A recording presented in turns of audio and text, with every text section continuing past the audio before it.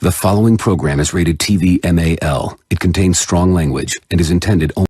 Go fuck yourself! Off is the direction you can fuck. Go fuck yourself. Escúchenme. Everybody listen. Ha to me. It's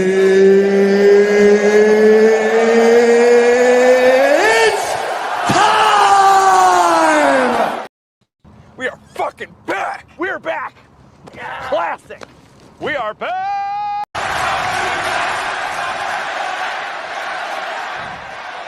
Let me talk to you. I'm gonna fucking talk to you, baby. It's Happy Saturday. Yeah, baby. That is right. Welcome, everyone, to Circle Debate and the ChokeSlam Wrestling Report podcast, folks. That's right. It's combined. All right. Don't be hating. Don't be hating. Yep. This. Happy Saturday, everybody. And get ready for some triple action tonight. You already know. But you already know I'm not alone, ladies and gentlemen. This is the host of TV's One I've seen with my other host, mi familia, la sangre, mi corazón. I know people confuse them. I know you're probably going to hate me right now what I'm about to do, but love me. Don't hate me, please. Yes, I do believe in him. Besides say his name and he appeared. That's right. He's my Joe Henry right here. He's our Henry here, folks. That's right, ladies and gentlemen. Henry from the ChokeSlam Wrestling Report. So, Bobby, what's going on? What is going on? Yo, this. Not for nothing, but that introduction, the beginning of the show is dope. It's dope. That whole introduction is dope. I'm like, I said, you went all out. You know what I'm saying? So, I appreciate you. What's good, Poppy? What's going on? What's going on? What is going on? And shout out to everybody in the chat. Mr. National, what is a National Beer Can Appreciation Day? But actually, I'm not drinking. It's zero alcohol. I've been on that for the last, 3 weeks. I'm heading to a month, so I'm keeping it that way. So that's the one thing I said that on. Everybody do the New Year's resolution type of shit, but I did it because I forced myself to do it. Plus, just to clarify, I'm not a heavy drinker. I only just drink either when I'm here to have a couple. That's it. But I don't do it daily. Only on the weekends, maybe on one day out of the week or two. But right now, I'm not tempted. I just wanted to try some non-alcoholic stuff, folks. And shout out to Queen Hueco. What's good? What's up, Brandon? What is good, fam? The Redeemer, the ruler of this network. What up? What up, Redeemer? What up? We got a lot to talk about today, folks. And yes, it is to see the title of this episode is Uncertain Decisions, because we don't know where the fuck they're going. They're going this way or that way or behind us. We're not literally behind this dark state. No, we don't fuck with that shit. I just want to say that. No. I know, Redeemer, you want me to play it. I'll play it for you because I already know. You don't want us behind you. He said, yeah, come on, bro. Why you gotta say it like that? I don't know about that. I don't know about that. Pause. I wait a minute. If you notice, Henry, that video, and if you go back and look at that promo on NXT, Saquon wanted to say he wanted to say the N-word. I know he did. He held himself. I remember that shit. So it's he held himself not to say it. Oh man. Let's see. Steven, what is good? Howdy, everybody. That's right. Let's see. Remember, you don't want us behind you unless you do. What the fuck? No. No. Bad juju. Stay calm and safe out there. That's right. Everybody out there in the Midwest, East Coast, please again make sure you guys all got your necessities and supplies. If you don't have to drive or go outside, stay home. You don't need to be outside. Absolutely. Because right now here in New York, we waiting for opposite storm for tonight. So it's not looking good. Talking about 8 to 12. Jeez Louise, man. That's no bueno. That is no bueno. I just well, you from the Bronx and you've been living through this shit. This is nothing. This is another cakewalk. Oh man, that's no bueno. But man, let's get into it, man. We're gonna start off with, of course, where did it go? That's free agency. That's right, because that's what we're talking about today. We got free agency already hitting, as we already know the decision that was made by one of them. More than one. One, of course, that is no longer a powerhouse It's now Royce something. I don't know what the Royce fuck Keys. What the fuck is that? I'm trying to Royce, accept. Royce, because it's his son. I think his son's name. Keys, I don't know. He probably show up in a car. The fuck knows. You know what I'm saying? That's exactly what I thought. The same shit. I'm like, he might show up with a Royce, and there I am. They did the same thing what they did to Mariah May. Mariah May, they call her Blake because Blake is her niece's name. Monroe, I don't know where they got it. Probably Marilyn Monroe, which it fit her perfectly.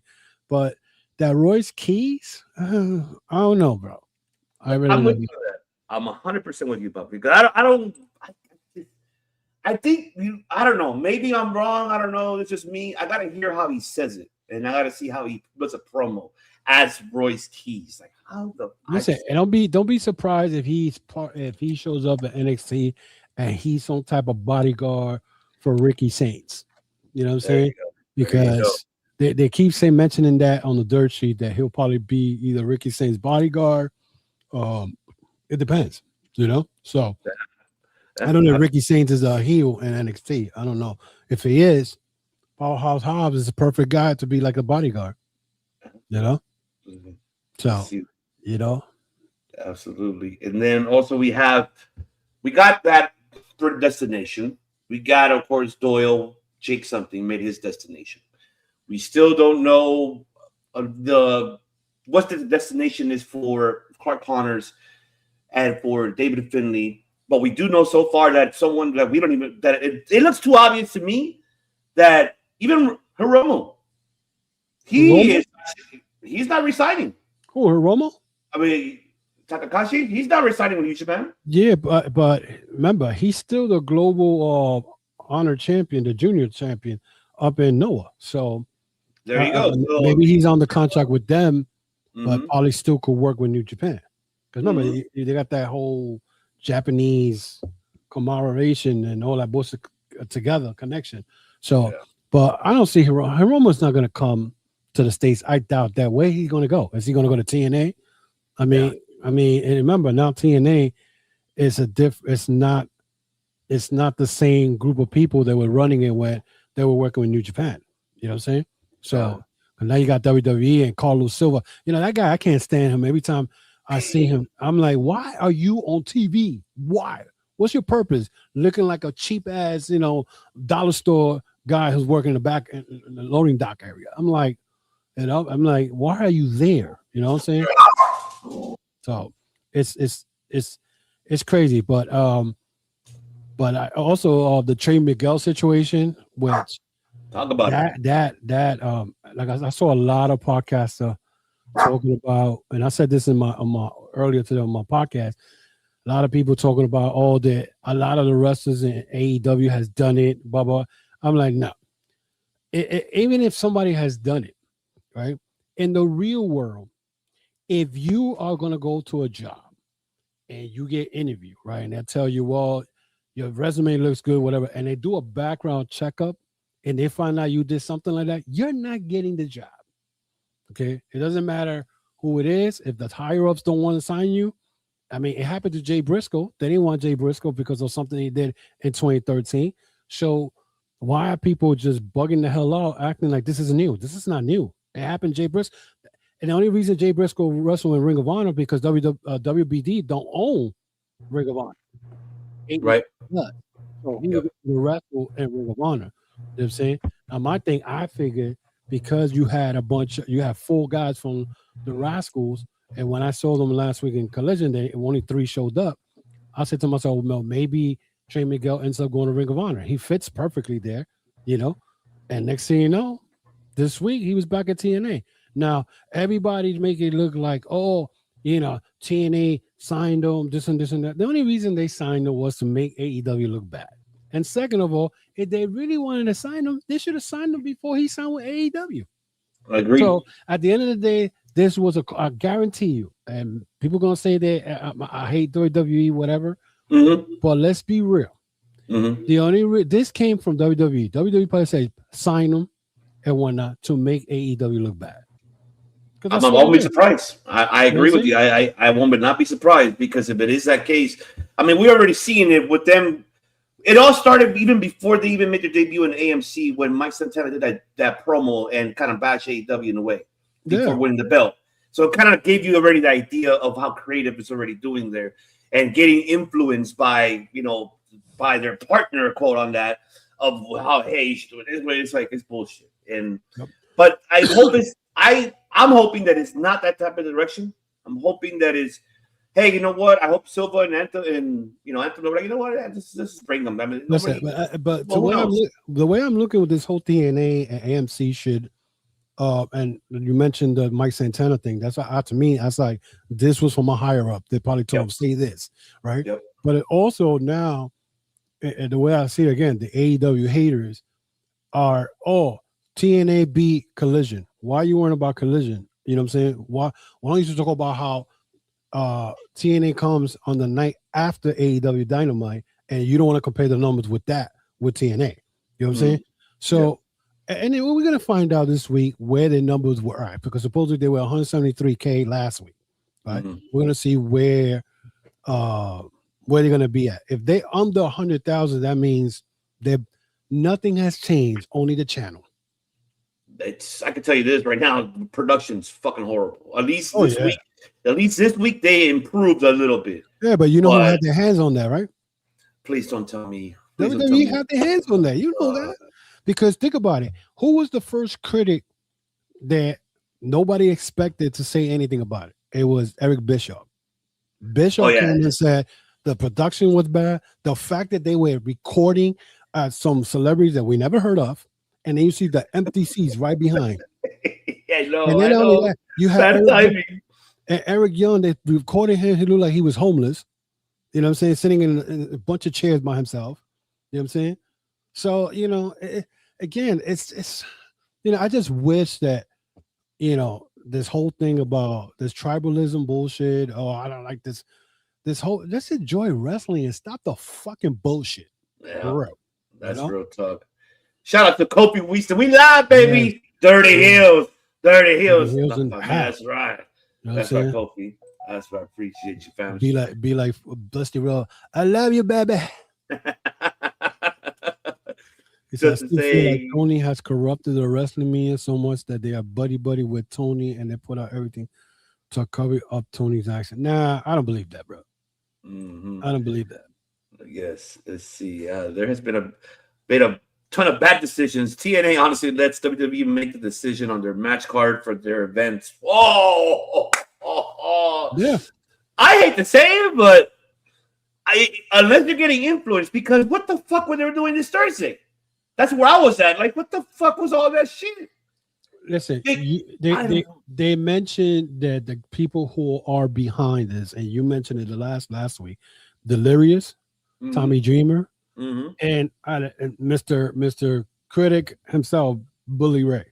Why is Bully Ray and Tommy Dreamer doing, writing stories and whatnot? These guys are still stuck in the ECW days. You know what I'm saying? Delirious, I mean, he could come with some good matches. But if WWE has people behind them, or TNA has WWE people behind them, no, do this, do that, you're gonna get what you're seeing on TV. You know? What I said before WWE acquired AAA, I would have said Penta Finish made a mistake. But now with AAA and WWE pocket, they were there to be. Just wish they put the Lucha Bros together. That's not gonna happen. That's not gonna happen. That's not gonna happen. Because if that was gonna happen, it would have happened a long time ago. Right now, if you look at what's up, Kayla? Kayla, hey girl. If think about it, right? If they were gonna put these guys together, they would have done it from the get-go. If you look at Penta, is the one who's getting the most push. Meanwhile, Ray Phoenix is getting squashed every other week. When was the last time you saw Ray Phoenix win a match? Please, I know that's why I'm so fucking pissed about shit. It gets me bad, bro. I always like rest on Fridays because it's like when I see that man, it's like, what are you doing with him? It's like the same with Julia. Like, what the fuck are you doing? It's like two talented stars. Like, you're not doing shit with them. It frustrates me. It's like I said on my podcast today. All you have to do is just watch Unreal, and they pretty much tell you where they're taking WWE. It's just horrible. They don't care. They already figure out the fan base, right? They know the fan base is gonna waste the money. Any new belt that comes out, they're gonna spend the money. If let's say if they're getting a big card that seats at $400, they know they're gonna spend the money. And like I said, in 2 years from now, Triple H is gonna be out the door because he already made his money. He made his money already, and they're gonna sell WWE to the Saudis. And I bet you the one who's gonna buy it is Turkey, the same guy who owns Ring Magazine. I won't put it back. It's gonna happen, bro. It's gonna happen because right now, you think about it. All you have to see, like I said, see Unreal. Unreal was just like I started watching it. I'm like, these people are clueless. They don't know what they're doing. That's why I call this episode Uncertain Decisions. Mm-hmm. Even for me, not even seeing Unreal, because I was telling you when you were on earlier, I'm like, I still feel like it's bullshit on top of bullshit on top of bullshit. There's more to it of what people are seeing on that Unreal. It may look like that way, but I still feel that there's more to it because it's not even Papa H could say, yeah, I want to make it this way, but at the end of the day, it's not his decision. That's fucking Shapiro, Emmanuel, TKO, the board of directors. So you think that Shapiro and Emmanuel are the ones telling him, okay, we want this? Yeah, but whether you like it or not, I still feel like it's Nick Khan, Mike Shapiro, and Emmanuel at the end of the day. Because what we've seen by far since they took over has not been a productive, valuable for the audiences. Why we're seeing less of attendance now on SmackDown than we used to be before? Why we're seeing more less of attendance even on Raw as of late because of the expense. And even Cody said it himself too when he talked to Undertaker. They need to bring back those live shows again, and that's the problem. Injury problems a problem because there's no chemistry. Because the problem is that the talent. How can they work with each other if there's no live shows? You have them training before the actual event. For them to, hey, I'm going to do this spot. You do this spot. Like, what the fuck? No, there should be live shows.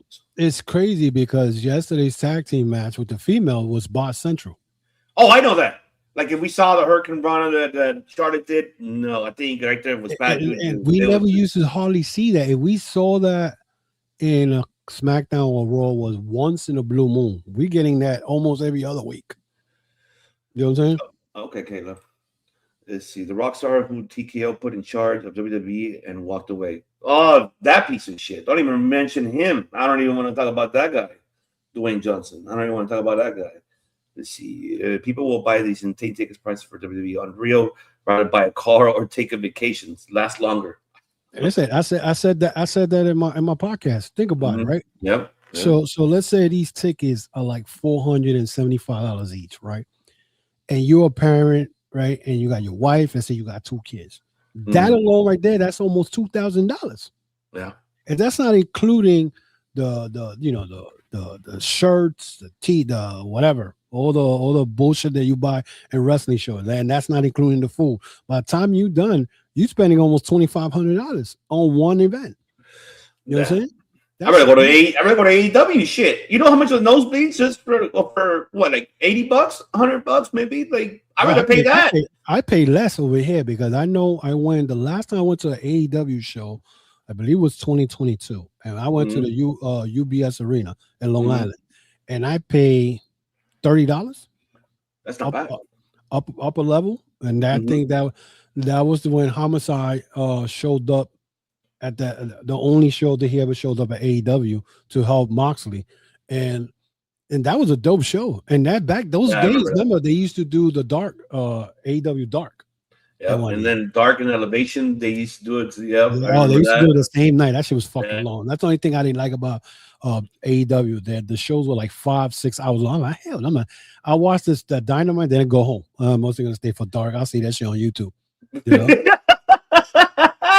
For me, I feel you, but for me, why it's rare for me is the West Coast because it's rare, you know. That's why I don't mind it if it's like 5-6 hours. Yes, it's long. I agree with you, but they hardly come here more to the West Coast. They're more in either Midwest or East Coast. They don't really come over here. I think the only time they come to New York, that's when they do Grand Slam, when they do it at the Arthur Ashe Stadium, and up here in Queens in New York.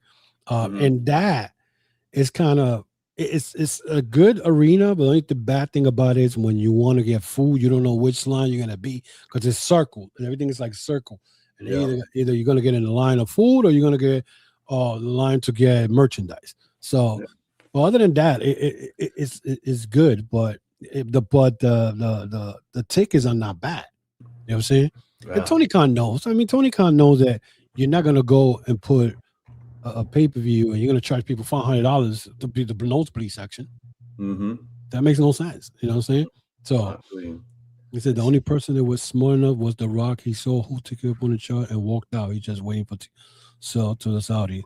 I don't know. I don't know if the Saudis may be TKO. Remember, all that group is all together. All that shit. TKO, Emmanuel, Turkey, all that's all the same shit. The UFC shit, that's all the same. I forgot the other UFC. I know it's TKO, and then there's another one. That's part of that also. But I forgot who else is a part of it. I know you're right. There's somebody else too. I think Evolution, some shit like that. I know I got stocks on both of them. You know what I'm saying? So but there's two groups. The main one's TKO, and then the other one is another. They're part of the Saudis also, but. I mean, it's crazy. Now I get why the fans want Vince McMahon back. Well, my man ain't gonna do any better. My man ain't gonna do any better. He is not gonna do any better. He's not gonna do it. You're gonna see this. If McMahon comes back, all you're gonna see is the same matches every week. Triple H is doing the same thing. How many times are we gonna watch? How many times are we gonna watch Last Legend, Nia Jax against Charlotte Flair, Alexa Bliss, and I don't know who the other two girls that were involved yesterday. But how many times are we going to watch the match? Julia and Kiana James. Yeah. And I mean, how many times are we going to watch that match? Then I'm surprised that the Kabuki Warriors weren't in there. This is where I said this yesterday. I said, especially for Julia, like, because I love Julia. I love her to start. They damaged my girl. They damaged her 100%. But do I feel bad for her? I don't. Because why? She left Stardom to go to Marigold. Right, and Marigold's owner was like, "Oh, you know, we'll give you Julia." Right now, she's suffering. Now she knows this ain't Japan. No, it's different. But the thing is, también is what I feel too is like for her, it's also money necessity too, and which I understand. That. I mean, that's given in general when it comes to the agency contract money. I understand, but I agree. I'm just like for me is what I said this yesterday. I said, might as end the fucking brand split. Fucking have everybody go here, and there. I don't even think there's a brand split anymore. There's no brand split anymore. I mean, it's just two shows. It's two shows that just keeping a bunch of group on one side and the other one. Because at the end of the day, there's times that we see.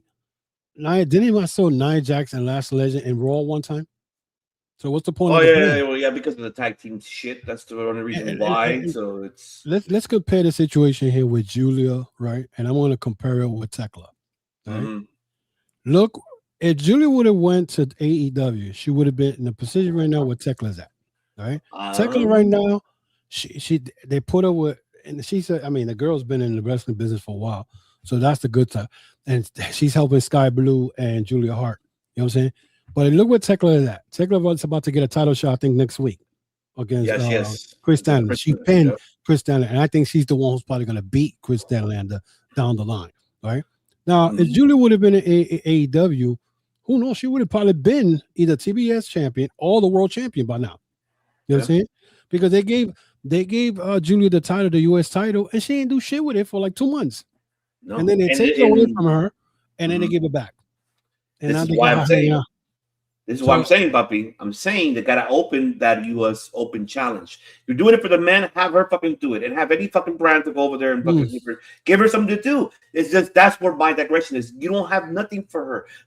Repetitive shit with her and Chelsea every time. If not her, who else? Michin, BFAB, who else? That's why I lied. You mentioning that, right? Mentioning that. It goes back to what I said about Unreal. These girls who are fighting for this U.S. title, they're on the B tier. They're never, like you saw yesterday, Jade Cargill ends up beating Chelsea Green, which is funny because I saw the episode where Michael Hayes said that Chelsea Green is there only to make Jade Cargill or Charlotte Flair look good, which means that she would never be able to beat Charlotte Flair because she's in the B tier. You see what I'm saying? Because that do has no faith in her, and little to see this is where they need to get rid of that type of shit. Like, okay, this is no longer the fucking 50s or 60s or 70s, 80s. That's enough already. It's done. It's like Bruce Pritchard and Michael Hayes, Mr. Do, and get the fuck out, because it's more. This is more. Chelsea is, for me. Chelsea has character. Yeah. I can't go over her credentials. We already know her credentials. But her, mark my word, and I'm saying it again. I'm gonna keep on saying it. That woman either gonna win the Rumble or win Money in the Bank. She will be a future world champion. But see, again, would they let her win the Rumble? Because then if you let her win the Rumble, right, now you're taking out the, like I said, the B tier to make her go to the A tier. You know what I'm saying? She should have been at A tiers at the beginning. That's what I'm saying. Like, and to me, honestly, I follow Chelsea Green from TNA all the way to wherever she's been at. Lucha Underground, Stardom, she did too. She's a phenomenal wrestler. She's a phenomenal wrestler. But if you see her the way they're treating her at WWE, they treated her like she's a clown because she got. And I'm sure they're like, because she fits it because she's good in the character. But she's a serious wrestler. She could wrestle. Wasn't she a knockout champion in TNA? Yes. Yes. Good question. I think she was. I'm recalling. But that's what I'm saying. So now, for her to win either the Money in the Bank or the Rumble, the question is Triple H willingly going to push her to the A level tier? Because they said it on Real. There are tiers. Like Selena Vega, she's on the tier, the bottom of the tier in B. You know what I'm saying? And I could go on Michi, B-Fab. All these girls are under the B tier. So my thing is, so you got Julia and Chelsea Green as the top girls in B tier, right? Then push them up. You know what I'm saying? Push them up. And this is where I'm saying the problem is, puppy. The problem is you need to bring live shows back. How do you cannot expect this era of talent for them to put over to have only just one time out of the months on 5-minute promo to get put over and rely on social media platforms to put yourself, oh yeah, look at me, I'm here, there. No, you need to interact with the audiences. You need to see what they're feeling you, to how to get to them, to either hate you or love you. That's why they need to bring back live shows, because that's how you get your talent over. The problem is when we've created this fucking system and they just want to have it this way to save money. No, it's greedy fucks like TKO that rather just do it that way. And get rid of live shows, but yet give it to the internationals. Not hating on the internationals. Good for you. They got those live shows when they got out there. Like how recently they're out there and they're just getting back. They got live shows. Why the fuck we're not getting that here in North America? That's where they need to bring that back for every talent to get an understanding of their audiences, what attraction, what attracts them, what it doesn't, and that's how you build character. It's how you build character, which is the reason why we have social media in the first place. We have media because, people filming out there to see, hey, look at this person, look at the cheers, look at the boos, how they're giving this, they're putting them over. And that's how it begins. That's how it starts for the talent to get over. Not this fucking system, once a lifetime month that you're on television and you be expected to put over that way. It doesn't work that way. So it's like whoever's idea was this is stupid. They should bring back live shows for the audiences to understand, and cheaper fucking price for them to attend, to say, hey, look, I like this person. It's like how I always say, and I used to be in a band. Like, wait, if there's 5 people, if what attracts one of them, that one person will tell the other. And then that's how it starts. That's how you grow yourself to get noticed. But unfortunately, they wanted their system, their way is not working. It's flat. And I feel bad at the end of the day for the talent because it's not even their fault. How can we blame them if it's not their fault? They're not getting the television time. So how are we supposed to know that? This is the way I'm looking at it. Now that you're saying all that, I'm not doing house shows. But if you notice, WWE does house show toward the end of the year, which is Christmas time. Maybe once in the summer. Once in the summer, they do. Yeah. So the way I look at it, they want the fans to be hungry to see a live show, right? So they do it like sometime on Christmas time, right? Now, let's say you're a big time WWE fan, right? And you were like, damn, they don't have house shows, right? All of a sudden, they coming down to your town the weekend of Christmas, right? The tickets are like $100 on $125. you're gonna be like, fuck it, I'm gonna pay that. I don't care. I haven't seen them. And that's how they catch you. They go to your pocket because they make you starve for WWE. And when that time comes around, they know you're gonna pay $300, $400 for you to just to be there. Okay. But if you think about it, and this is how they catch you, because now WWE is all about, entrances. You know what I'm saying? Mm-hmm. Because that's why I stopped going to WWE shows, because everything's about entrance, nostalgia, all that. And once all that is gone, the entry, now the matches, everybody's like dead, like looking like this. You know what I'm saying? No cheering, no reaction, nothing. You know what I'm saying? I gave you a good example last night. That shit was dead. I love Canada, but I'm sorry. Montreal, what the fuck? Montreal, let me put it this way, and not talking about that. Montreal, they didn't even sell out. They had a part tarped, like the corner part of the arena, because they didn't sell that. Okay. Then to top it off, Jay Cargill came out to no reaction. I know. It was fucking no reaction. And then this is the same woman that WWE has her as the world champion for 84 days, has not defended the belt, not even once. And people are getting on her ass online, but she tried to justify it. How can you justify that? there's You're not getting no push. Yeah, so and I was telling my boy here earlier, I'm like, I think Mark Henry was the one who discovered her. Yep. I think this woman never wanted to be a wrestler. But I guess Mark Henry said, well, if you want to, get involved in other, endeavors, go to the wrestling genre, get yourself known, whatever, and then try to go to WWE, and then you get, because this is what it is. She made it to the WWE. Now she figures, well, you know what? I could work on other projects outside of WWE because they're gonna know me. They know Jay Cargill from WWE because they know this. She was Jay Cargill AEW. Gonna be like, hey, who? You know what I'm saying? Mm-hmm. So now that she's the champion, I have a feeling that WWE is scared to have her in the ring more than 5 minutes because she's gonna gas. There was only one match she did have really great, and it was on the SmackDown. I remember, I forgot which one was it. Was it a 4-way? Not the Stratton and Nia Jax, the botch. That's besides that one. There was another one she had singles that actually she didn't do that bad. I think it wasn't the first time with Tiffany that was horrible. There was one that was on the SmackDown show, but I don't remember who she faced. But that one she had, it was good. Like, okay, this is where I wanted to see out of her, and that's, like I said, that's the problem. It's just like there has to be consistency for those talents to get an understanding the psychology in the ring, because if there isn't any like consistency and just work out, what is the difference they're gonna do working in the gym every fucking day and hardly touching the ring? It doesn't make no fucking difference. And that's it doesn't. WWE doesn't do house shows, and now you're getting a lot of these botches. Exactly. And a lot of injuries. Yeah, a lot of injuries, a lot of botches, especially in the female division. And no, it's not like I'm against women. It's a fact. You know what I'm saying? If these females are not in a ring doing something, you could go to the performance center and do all the shit you want to do, but it's not the same when you're in a ring. You're around people. So now, any little bullshit you do, there's cameras. They're gonna say, "Oh, look, this one botched. This one." And last night, that tag team, or the 4-way, 3-way, whatever it was a botch fest.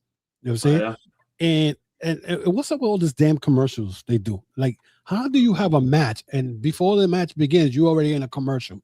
And it's WWE does not care about the product. They care about making that money and the advertising revenue. That's what they're all about. They go with the $4.99. Honestly, do a rumble where everyone gets eliminated before number 30 enters. Chelsea Green comes in at 30, wins it by default. That'll be some shit, man. That's happening with people. You know what? That's not a bad idea. I like that idea too. That's not a bad idea.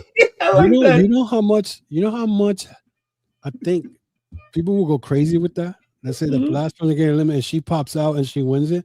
But then again, you're gonna have your critics, but that's not a bad idea. That's not a bad idea. It's Kim Wendell saying, "Shit, you're right. I just have to let you know that that's what the WWE shareholders have been talking TKO to court due to major effects happening." TKO is gonna take it to court? Really? No, they've been having court issues with the whole McMahon situation because that's what the stockholders and there's I don't know. I didn't read too much details, but there's something that I guess they did something before it was completed. I have, Oh, yeah. So that's where I need to see Redeemer saying here, for as long as we've been viewers, it has been one roster on both shows. Just go back to it. They gave up on the brand split mentally a long time ago. So why continue to act like it still exists? Exactly. but it's the fan base. The fan base actually think this still brand split when it's not a brand split. And it's funny because you hear it also on AEW. You hear AEW fan, oh, this should be a brand split. And I'm like, for what? What's the brand split for? Yeah, and back in the late 80s, early 90s, there was a lifeline on the company to see talents that are over, and that was before social media existed. Exactly. But the 80s and 90s, if it's you gone. The 80s and 90s back then, if you was going to push somebody, you had talent that was like the enhancement talent. Those were the guys who used to get squashed back then. Mm-hmm. You know what I'm saying? And the storylines back then, you waited. You got this guy beats, like, I'll give you a good example. Iron Sheik will be a guy every week to find like about that 7th or 8th guy he beat. He's already a number 1 contender for Bob Backlund's title. You know what I'm saying? Mm-hmm. That's the way it was, and that's the way it should be. Now, the NWA was much different because the NWA, yes, they had squash matches, but a lot of the NWA, WCW days were mostly matches. It was Dusty Rhodes against R. Anderson or Warhol McDaniel against Tully Blanchard, stuff like that.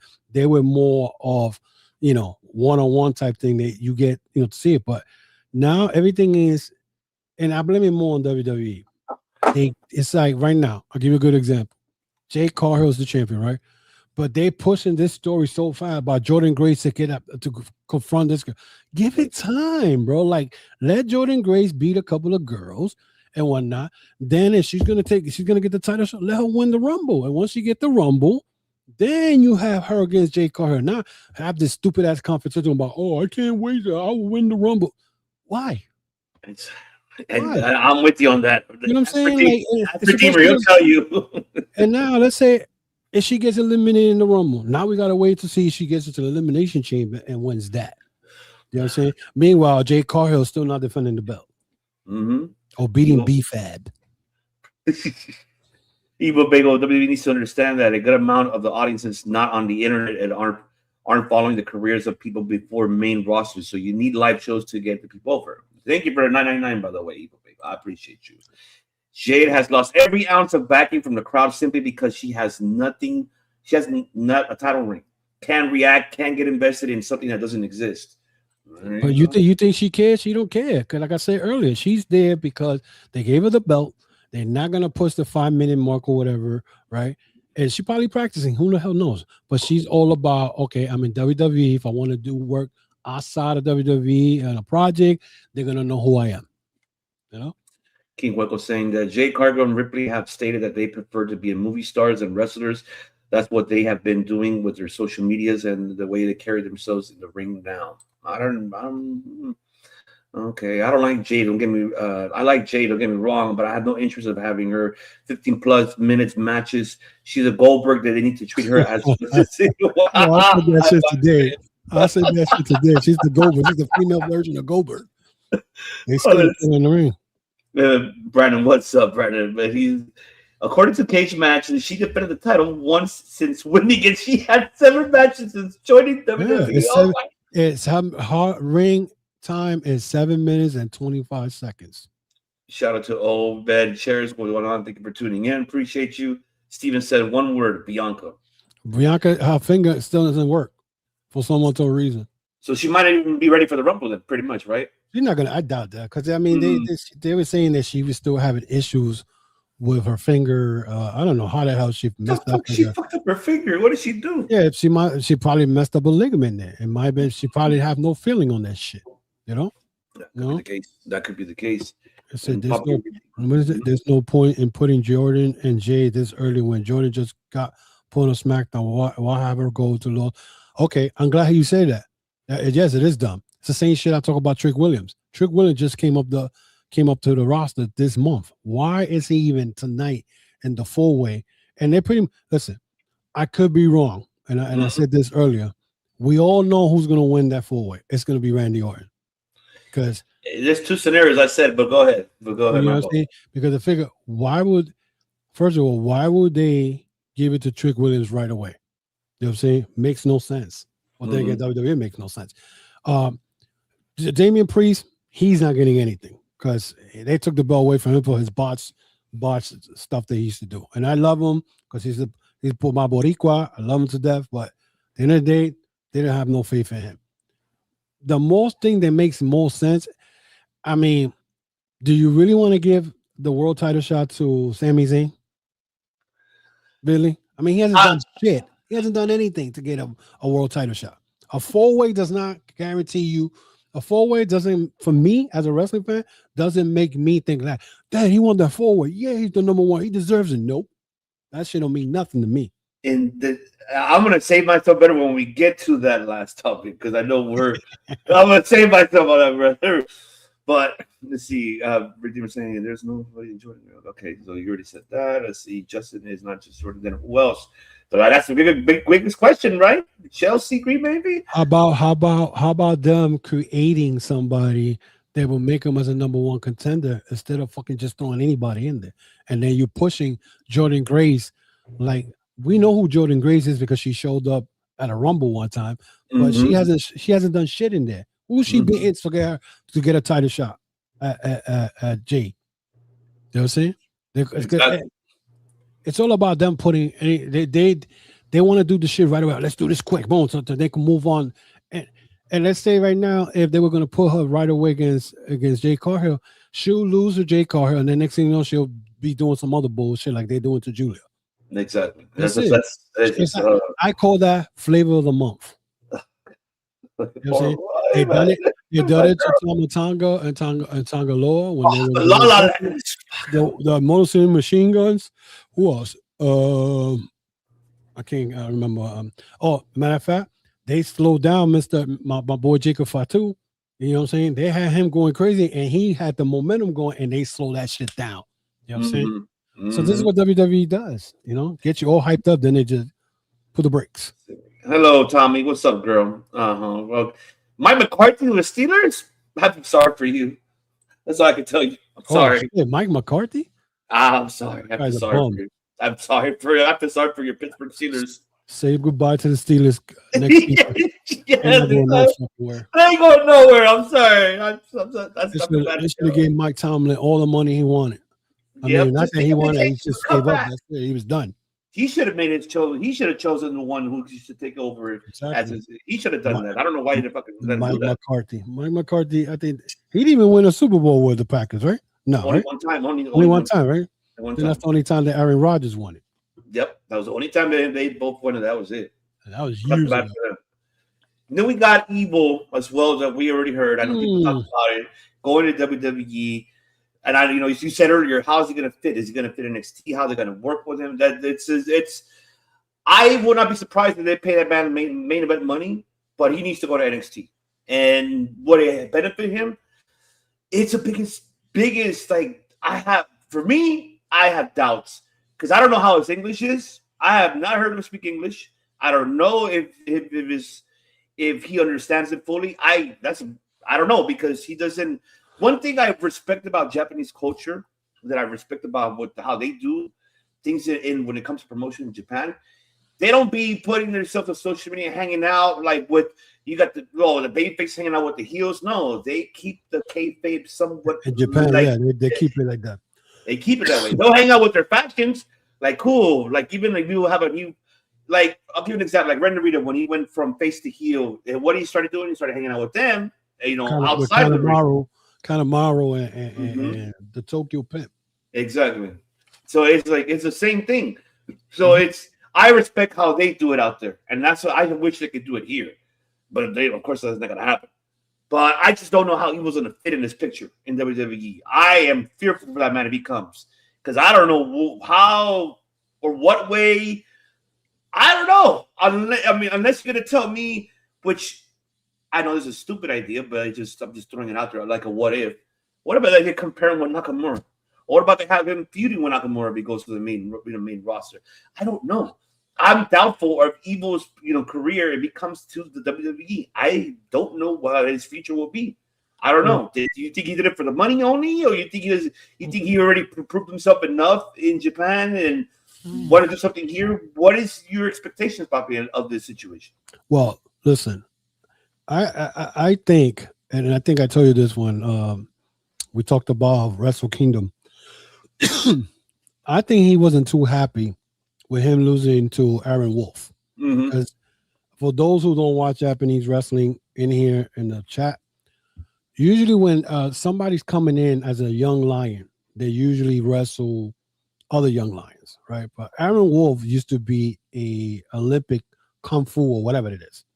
So he's considered a young lion. Well, at Wrestle Kingdom, Aaron Wolf beat Evil for the never open weight title. Now, when I saw this, I'm like, and then I heard that same night or the same day that he was looking at options leaving New Japan, leads me to believe that he's not happy with where he was in New Japan, especially now that Tanahashi is taking over. So my thing is, why is he coming? Well, he can't go to AEW. That's number one. Just to give you a heads up, I don't know what he did that Tony Khan don't like him. He must have said something about the company or whatever it is, but he wasn't coming to AEW. So the only spot that you could think of him coming was WWE. Now, he is the husband of E.L. Scott. All right. Now, we all know. Lucky bastard. That's not going to say. Nakamura, when he first came to WWE 2017, he went to NXT. He went up the roster, I think 2 years later or a year and a half later, and you see what they done with him. Okay. He won tag team belts. He won the Intercontinental. Maybe I don't remember if he won the U.S. title, but he hasn't been pushed the way he was pushed in New Japan. Now, mind you, the Nakamura is a former IWGP champion that's considered a world champion in Japan. Yes. He's being treated like a jobber here in the States. Fucking hate it. And if Evil comes in, okay, WWE, and I think we Pepsi Phil has told us this before. When they come in from New Japan, WWE don't recognize anything they do in Japan. Not only that, but now you're gonna have to wrestle differently. You're gonna have to do it the WWE way. Okay. Now, where does he fit in WWE? When the main roster, I don't know where he fits. In NXT, maybe, but what is he going to be doing in NXT? Who is he going to be teaming up with? Who is going to feud with? You know what I'm saying? Unless, I don't know. I mean, Evil is not a big dude to begin with. You know what I'm saying? The guy's like probably 6 feet, 5'11", some shit like that. About so, yeah. Because I seen him in Madison Square Garden 7 years ago. So he's not a big guy. You know what I'm saying? So my question is, what is he going to do in WWE if he signs with WWE? Where does he fit? You know what I'm saying? It kind of surprises me, to be honest with you, OPC, because I never thought that he'd be leaving New Japan. Me too. I didn't expect it, to be honest with you. Yeah, I thought he was going to go to Noah. I mean, because this is what they usually do. They'll go to Noah for a couple of years, and then when they get tired of Noah, they'll come back to New Japan. So my thing is, I'm still wondering where does he fit in WWE, and is WWE going to treat him right? Because the same thing with Powerhouse Hobbs. Powerhouse Hobbs, they're going to call him Royce Keys, which to me is driving me nuts because I don't know why that fucking name. First name, yeah, it's understandable. It's a first name. The Keys, I don't know where the Keys are coming from. You know what I'm saying? So, but my thing is where does he fit? You know what I'm saying? I can't, and not only that, but what gets me more mad too also, and I'm going to go after New Japan Pro Wrestling. Since Wrestle Kingdom, you has had Bullet Club dissolve, and now you got Evil leaving, which most likely the House of Torture is not going to be no more House of Torture unless Kanemaru or I say Red Narita or Red Narita take over, but they don't, to me, them being leaders don't fit as the House of Torture because Evil was that guy that, come in with the cape, with the crazy looking eyes and shit. You know what I'm saying? So that's why I'm mad, because I see that maybe, like I said, Evil was not happy because he probably saw the writing on the wall. They think about it, a lot of they're losing. They're gonna lose Clark Connors. They're gonna lose David Finlay. Now that you lose Evil, New Japan has lost a bunch of wrestlers in the last 3 years. You know what I'm saying? So I don't know where he fits at, to be honest. That's where I'm at. I don't know where this man could fit. What will fit him? I'm scared that this man is not gonna have where he expects his expectations. And I questioned that too. Why him leaving? It was the creative decisions that they were planning for him in the future that made him decide to leave New Japan. He didn't agree upon what was the, besides the one you mentioned, which I feel like it did look like way in a way that he kind of like put over Aaron Wolf, and like what else do you do with him now? Do you give him another title run? Does he go after the IWGP belt? So we don't know where Tanahashi was heading in that direction with Evil and House of Torture. And for him to leave, it's going to hurt him. For me, it's going to hurt them because, yeah, you can have Narita take over, right? Or, Uncle Nobu, or anybody else. Or Dick Togo just be by himself, doing everything. But would it benefit them? I don't know. It's the biggest question mark. I have to wait and see how the fans react. How will they take it now that Evil's gone? And it's the same with how Evil when it comes to WWE. It's going to be the same thing. How is the fans are going to interact with him? Is he going to be still keeping the same name Evil? What is he going to be doing? And how is this character going to be? I don't know. I question how they're going to book this man. I am fearful for that man's booking here in North America. You know what would be funny? Mm-hmm. It's something that's going to drive you nuts. You ready for this? Mm. Imagine they put him with the MFT. Oh, fuck. No, my God.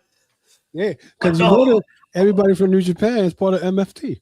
Fuck, for God's sakes. I know. Like, you got everybody. You been fucking Jeff Cobb, Mateo, whatever the fuck. Jeff Cobb, DC Mateo. Oh, my God. Evil Bello saying, listen, I won't put it past them. They will do some stupid shit like that. I think they probably would. They'll be like, they'll pull like a, how you call it? That whole Bullet Club Gorilla Destiny paint. So you can't tell he's Japanese. I don't even know. They better not do something like that. Steven Chambers said something about WWE doesn't have a good rap sheet backing Japanese wrestler. For example, Hakushi, Yoshitatsu, Hideo Itami. Because he went way back. Jimmy Wayne Jang, remember him? Oh my God! Yeah, but Jimmy Wayne Jang, he got caught up with that whole WCW buyout. So he was actually good back in the days. If you go back and look at his matches, I forgot what was his actually in All Japan and New Japan. I forgot what the fuck was he. But he was actually great back in the days. The guy's talented. So, and I know that Evil Bagel said give Evil mouthpiece. Yeah, but who? That's the biggest question. They could pull him with Paul Heyman. That could be. But then again, I still say, where does he fit? That's exactly where I'm at. It's just like how I'm with you. It's like unless they put him with Nakamura and whatnot. I mean, it could. You never know. I mean, but then again, what are you gonna do? You don't have Nakamura teaming up with Evil and doing what? Going for the tag team belts? Exactly. Those belts are worthless to me. It's Redeemer saying, I'll be 1,000% honest here. Evil going to WWE is going to be a major flop. After how bad they butchered Nakamura, it's not looking good for him. Exactly. That's exactly what I said. They butchered him. They killed him in that. The thing is, WWE doesn't know how to book New Japan and luchador talents. Agreed, 100%. Yeah, but it's like what Pepsi Phil said. He said, he made it clear like a couple of months ago when he said, WWE doesn't care what these guys done outside of WWE. Yeah, but they changed their whole style of wrestling. I agree. He did say that. Evil Bagel saying, I don't know why I see them doing this, but I feel like if he goes to NXT, they will put him on the NXT Outlaws and send him after Santana. No. You see, I don't know why I see them doing this, but I feel like they will pull him in the NXT Outlaws and send him after Santana. That could happen. I would be surprised. Evil out of all New Japan talent, right? Doing TNA and New Japan switching of talent back and forth. Evil was the only guy that I know that never went to TNA. He didn't, right? I don't think Evil ever came to the United States to wrestle. I don't remember seeing him ever wrestle in the United States. And if he did, may have be the G1 in 2019. I know he has, like, for when it was Ring of Honor, I believe, but I don't think. Yeah, that was years. Yeah, years back. He wasn't Evil. He was I forgot his name when he first came. I don't remember. What was he? That's a good question. Let me see if I'll find it here. But I know Evil was known as, oh my God, Wati, some shit like that. Oh shit, I forgot too. I'll tell you right now. The Because fuck I is he remember, known? he used to be, let me see. Let's see.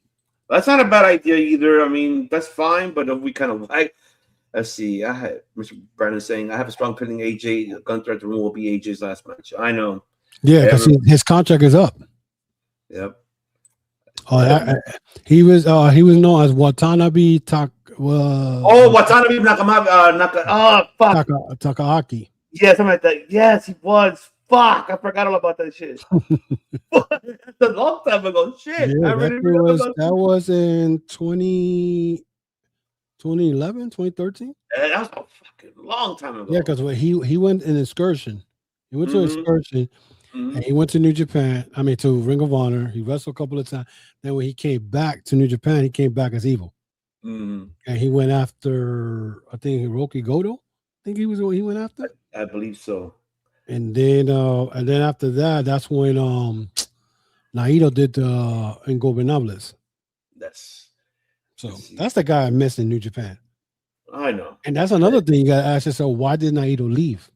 I think maybe he knew that the direction that Tanahashi was going to do. I think he was the first one to know. For him to decide not to come back, like to really sign, and if you notice, like when you saw how like he was during the goodbye to Tanahashi, yeah, he gave him the respect, but I could tell that maybe there was a bad relationship too with Bushido Board and Naito, because he was just kind of giving the cold shoulder to the rest of the directors there that were there.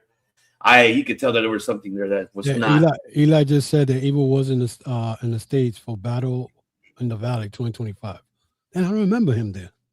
No, yeah, he was there. Yeah, he was. Yeah, I did the. No, he did wrestle. Shit. Fuck, I forgot. I did the watch party for that last year. I did it. I watched it. This is when it was what's her name's retirement. I can't believe her name. See, this is what you have too much. Jesus.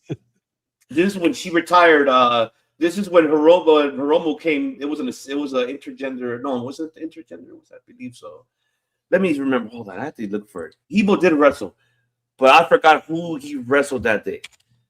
I don't know if it was Tomohiro Ishii or I don't remember. Let's see.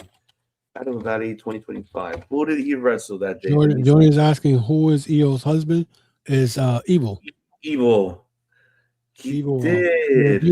If you don't know who Evil is, type it into Google. He'll tell you. You'll see him. You'll be able to see him. He's a good wrestler. That guy is a good wrestler. That's why I'm bugging out that he's leaving, because it's like. There you go.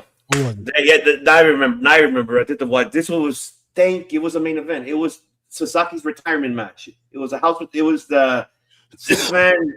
It was a 6-man intergender. It was the House of the Torture. It was just Evil Show and Sumi Sakai. Excuse me, Sumi Sakai. There you go. That's when, when they faced. That's right. Yeah. I remember that. He grabbed her by the hair. The aftermath of the show, and then that's when Romo attacked Evil, and then they said goodbye to her to Sakai. So, shout out to her because she did really good shit. Like, let's see, Christopher here. Let me say a minute. I'll watch that and crap. Well, everybody has their own title opinions, Chris. That's up to you, pal. Let's see. I'm sorry, I don't follow New Japan, but I understand it's totally different styles. WWE doesn't know how to use Japanese talent. Yeah, they do not. And see, Young Dragons in WCW were crazy back in 2000. Yeah, so Young Dragons. Oh my God, yeah, remember that? Oh yes. Agreed. And let's see. Yep, thank you. You're like, yeah. I remember I did the watch party for that. How the fuck did I remember that shit? It was here. That was a year ago, bro. I don't remember where I put my keys at. Why didn't bugs anymore, bro? So you know what?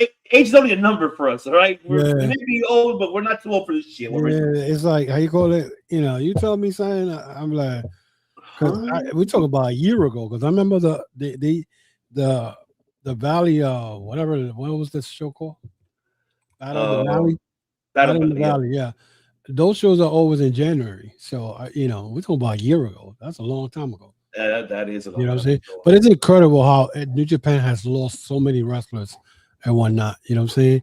Most of them are AEW, and that's nothing because we still haven't fought. We still don't know when. What's his name? David Finley's going to end up. I think he's going to WWE. To be honest, I think it'll be a bad because decision if he does. because of his father. Most likely, he'll probably go there. Clark Connors, and I think I don't know if it was you or somebody told me what would be cool is right if Tony Khan goes and buys the Faction Bullet Club, right? Because New Japan's not going to use it anymore. He could buy it off New Japan and brings Bullet Club to AEW. Then you'll have how you call it, the War Dogs in AEW and have a feud with the Bang Bang Gang. Remember, David Finley was the one who took out Jay White out of Bullet Club 2 years ago in Battle of the Valley of 2024 or 2020. So we might see like a civil battle. Let's see if Finley goes to AEW. He brings Clark Connors and Gabe Kidd, and then have them feud with the Bang Bang Gang, and maybe they could do that. I don't think Tony Khan needs to buy the actual trademark. I mean, they'll let him use it. They'll let him use it. I'd rather not, because then let's see what happens. See, I'd rather have Tony Khan buy the rights of it. You know what I'm saying? And let me tell you something. If nobody has seen Thriller Maloney finishing move, that's another old talk about him. Is fucking awesome. Did you see what he posted on his social media? Nah. He posted on Instagram a picture of himself when he was in NXT UK. Oh, okay, yeah. Story. That's another guy that I'm fearful for where the fuck he is gonna go. But if I were Tanahashi, I would pay him whatever the fuck money you want. Yeah, but maybe he. That's why I'm still asking myself, right? You have all these wrestlers leaving out of New Japan. I could write. You had Okada leaving. You had Ospreay leaving. You had Jay White leaving. Now you leave, and now you have all the War Dogs leaving. Evil, out of all people, leaving. You know what I'm saying? You got all these wrestlers, and this is way before Tanahashi took over. If they leaving, they must know something that we don't know that's making them say, we don't want to be here no more. You know what I'm saying? So, I mean, to me, it's like, I'm scared to look at New Japan because it's not going to be the same. It reminds me when the Elite left New Japan. You know what I'm saying? They left the Void, and then they went on to do AEW. But there was a void. Now I bet you, if I see New Japan, I know there's going to be a void because you're not going to see David Finley anymore there, Clark Connors, and the only ones I don't even think there's anyone left there is Tasha Ishimori. It's the only guy that's still probably considered Bullet Club, and there's no more Bullet Club. He is not, as a matter of fact. Who, Ishimori? Yeah, he may be there part-time for New Japan, but he's trying to be. He's also heading his way out, being a full-time for Noah. Oh. He's on his way out to go with Noah. So right now he's finishing up with them. He didn't resign either. He's on his way to Noah. And that's the question. What is it going on in New Japan that is making all these guys leave? You think it's money cut? That's why I kind of question it. Is it because you know what we will find out? You want to know when we're going to find out if something is really, really wrong? If Zack Sabre Jr. leaves. If Zack Sabre Jr. leaves, then that's a major problem. Yeah. That's a problem because he said it. Yeah. He loves New Japan and he wants to take New Japan to the next level. But they gave him the belt twice. And he only lasted maybe 90 to 120 days with the belt. They took it away from him 4 times. One, to give it to Hiroki Goto, which I don't understand why. Goto's already up there in age. Yeah, but then again, I mean, I get it why they did it. It was kind of like almost the similarity of the Bryan Danielson type of, like gimmick, storytelling. Yeah, I get it. I wasn't mad of it. I questioned it. I was mad of it that it was soon for Zack to lose it that quick. That's what I was mad at. Like I wish it could have been longer for him to keep the belt, but I get it why they did it. For me, the way how I feel is like maybe he owed him. They probably did him a favor. Maybe he's on his way out. All right, let's just give it a guy. Let's just give him one title run. He's gonna be on his way out anyways. But remember, Goto has been. He's like, look, Goto. I respect that man. That man's underrated. That motherfucker can go in the ring, underrated. Like even we've seen his performances in the in the G1, and I'm glad that I rather prefer Goto more than Yoshihashi, and I love Yoshihashi, but it just the problem with Yoshihashi is his charisma. I don't think he has it more than Goto. To me, he's a guy who could be mid card. He has no charisma at all.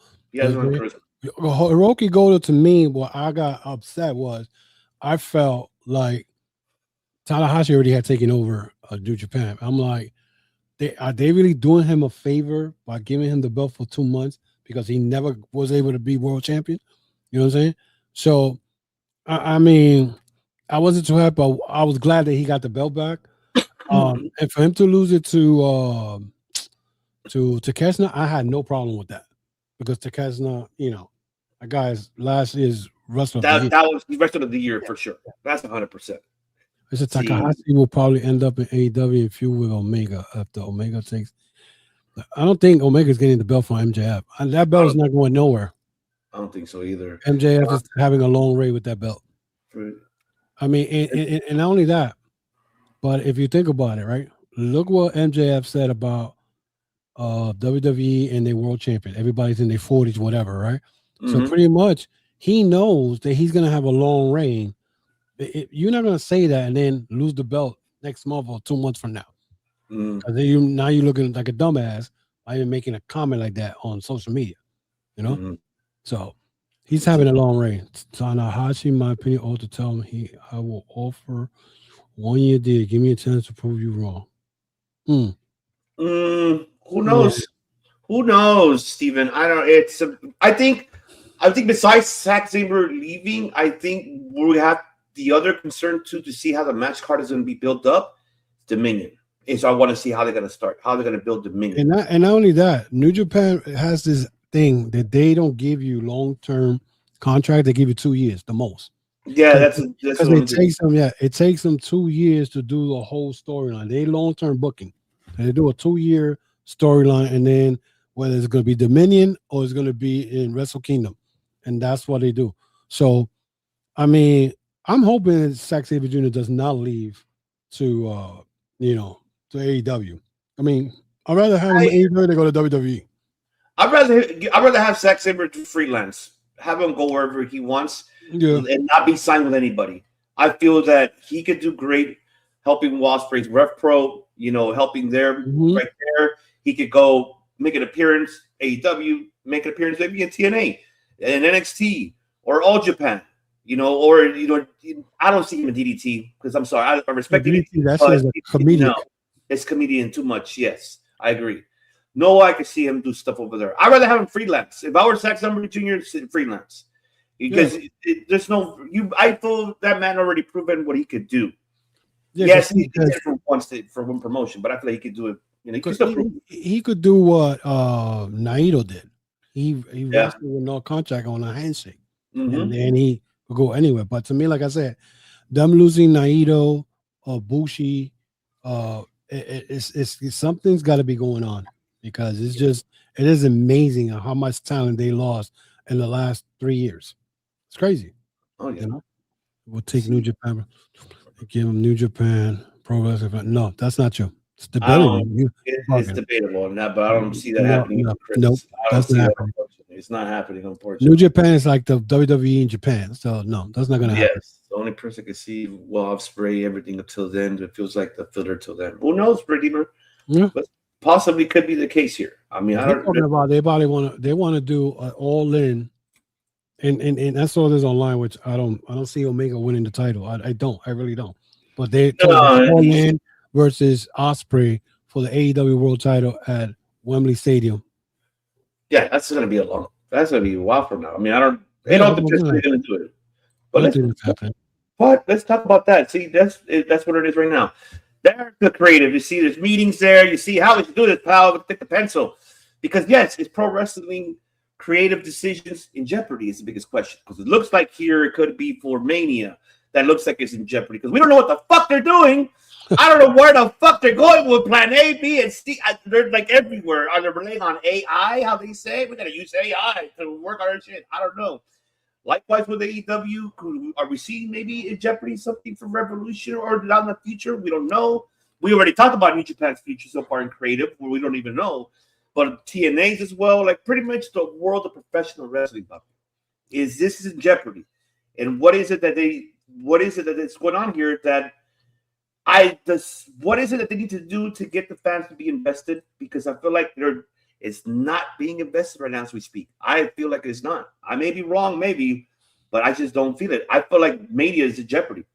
I feel their booking for Mania is in jeopardy, and they need to sell out for that. I don't know how they're gonna do it, but I'm gonna start off with AEW because the simple fact, I haven't seen this past Wednesday's show. I haven't had time, but what I've seen since the start of the year, I'm liking what they're doing with this whole Don Callis, Death Riders feud. You know what I'm saying?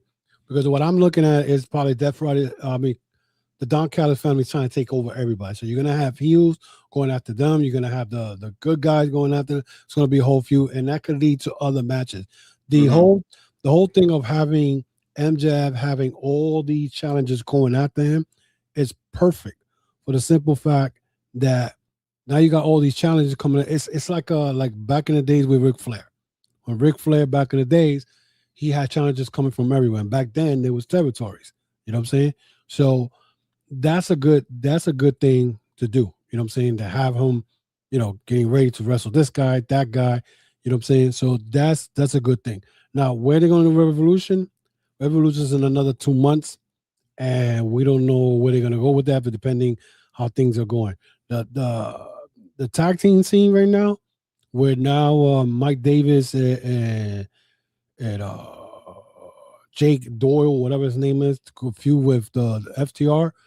Again, evil heel versus heel. And like I said, this whole thing with the Don Callis family trying to take over the whole AEW, it's a good thing because now you're going to also have the tag team champion now looking like, oh my God, these guys are going after us. It's good. But then again, when is Christian Cage and Adam Copeland coming back? Because that story has not finished. This is what I love about TK. TK, he'll go and take something that happened a couple of months ago and he'll bring it back 7 months later. You know what I'm saying? So, so Revolution right now is still up in the air. So you can still work on that because you still got 2 more months to play with, and we'll see about that. The women's division is hot right now. I like what they did with Mercedes Moné. She's gonna disappear for a while. She'll come back. I'm hearing that Thunder Rosa should be back. She's already training to come back. Now, as far as WWE and TNA, listen, TNA could be doing something 1 minute and the next minute is changing the whole thing. The fact that they put Cedric Alexander now part of the system has me like, you exchange one black guy to another black guy. Okay, well, what the fuck, man? What are we doing?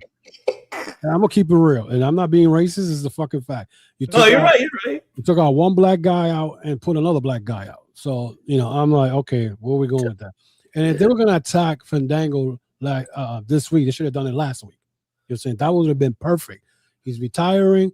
You would have went and you're trying to play with that fucking emotion bullshit, whatever. But at the end of the day, you traded one black guy for another black guy. You know what I'm saying? Now you're putting Moses now supposed to be a good guy now all the time. So I don't know where the fuck they're going with that. Mike Santana, I'm sure he's gonna go through his matches with Nick Nemeth. I see Nemeth winning the belt from him. I don't see Mike Santana with that belt for a long time. I just don't see it, bro. I really don't see it. I don't know. It's something. Listen, I love Mike Santana. He's familiar, everything, but I just don't see that they're gonna push him. I mean, and the reason I say that is for what they did to him the first time. He only held the belt for a month. Do you think TNA cares about all that? No. I'm will not be surprised if Nick Nemeth wins the belt from him. You know what I'm saying? By when do you see that happening though? By when?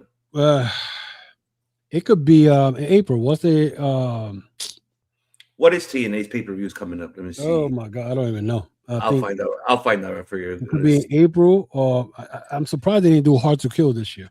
Well, I know they're having No Surrender coming up. That's I know for sure. That's in February, right? That's in February. I know it's the April pay-per-view that they have. I forgot the name.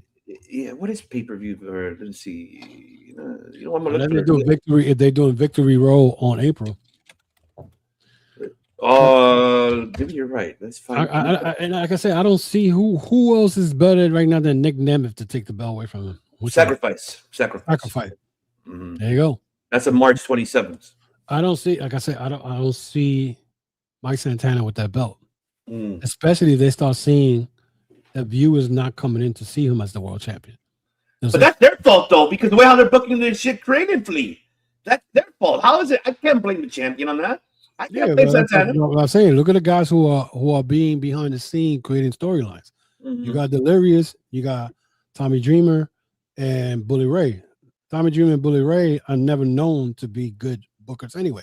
They think they learned from Paul Heyman in the ECW days, but this is not the ECW days. You know what I'm saying? You gotta get, remember, fans' attention span is only 8 seconds, and they get bored real quick. This is not ECW days. You know what I'm saying? So with that, like I said, if they don't see the numbers going up as far as viewership, Santana's reign is going to be short. I'm telling you that right now. You're not wrong, and I hate to say that, but you're right. That's the way WWE works. And I'm saying, now, people are going to be saying right now, "Oh, you're talking about WWE? You think WWE don't run TNA? They're running TNA. Okay? How you think they got the AMC? Here's a news flash. Back then, before they even got the AMC, what did WWE say? In order for TNA to get a new channel, it has to be a WWE friendly channel. They said that in September, and they got AMC, right? Now with WWE, let's go to WWE. I already discussed about the own. You know what? Before you do, let me just fucking hit it, because I think that's the one. I need to hit this fucking. I need to just hit it. Let's talk about it. Let's talk about it. Let's talk about it. Let's talk about it. Yes, let's talk about it. Right now, there's a lot of rumors going around. They're talking about a possibility of a Roman Reigns versus Cody Rhodes. Who wants to see that? I don't want to see that shit again. Okay. Another match between Drew McIntyre and Cody Rhodes at WrestleMania. I don't want to see that shit again. I don't. Okay. Unless they're going to do, if they're going to give the belt to Randy Orton, you know what I'm saying? Randy Orton probably is in a 3-way at WrestleMania probably to get a title shot, because I think Randy Orton has won the belt 15 times, something like that. 14 times. 14. So he's four title reigns away from Cena. You know what I'm saying? Which I don't see him breaking it anyway. But right now, if you look at it, I mean, I was surprised that the Royal Rumble is next week. And I'm like, who's fighting there? Besides the woman and the men. And then you told me that is Gunther versus AJ, which I want to see that. And then what's the next match? Drew McIntyre versus the winner of tonight. So then we're not seeing Randy Orton at WrestleMania for the belt, because I'm telling you right now, unless they're gonna give the title shot to Sammy, I'm still gonna say, who has Sammy beaten to get that title shot besides that 4-way? You know what I'm saying? I mean, the perfect person is Randy Orton. You got to get remember, he already confronted Drew McIntyre. It wasn't until fucking Jacob Fatu went after him. You know what I'm saying? So, it's in reality, we don't know what the fuck to expect for WrestleMania. Exactly. Either night 1 or night 2. Exactly. You know what I'm saying? They're gonna look at the way I look at it. The only reason they do that night 1, night 2, they stole that shit from New Japan. In Wrestle Kingdom 2020, New Japan did their first time ever night 1, night 2. And night 2. What did WWE do? Because of the COVID, we're doing night 1 and night 2, right? And then they kept it. Was it during that? Or was it was 2020. WrestleMania 34. 34, right? 34, you're right. Like that. So they did the 2 nights in a row, right? And now this is kind of backfiring on them, because that's more work. You see, they're not doing it like they used to do back in the days. Remember, back in the 90s, there's certain storyline that will end up the 5 or 6 matches for WrestleMania, and that was your WrestleMania. Now they're being greedy. They're being greedy, and then they're being, we had 100,000 people because you're doing 2 nights in a row. You know what I'm saying?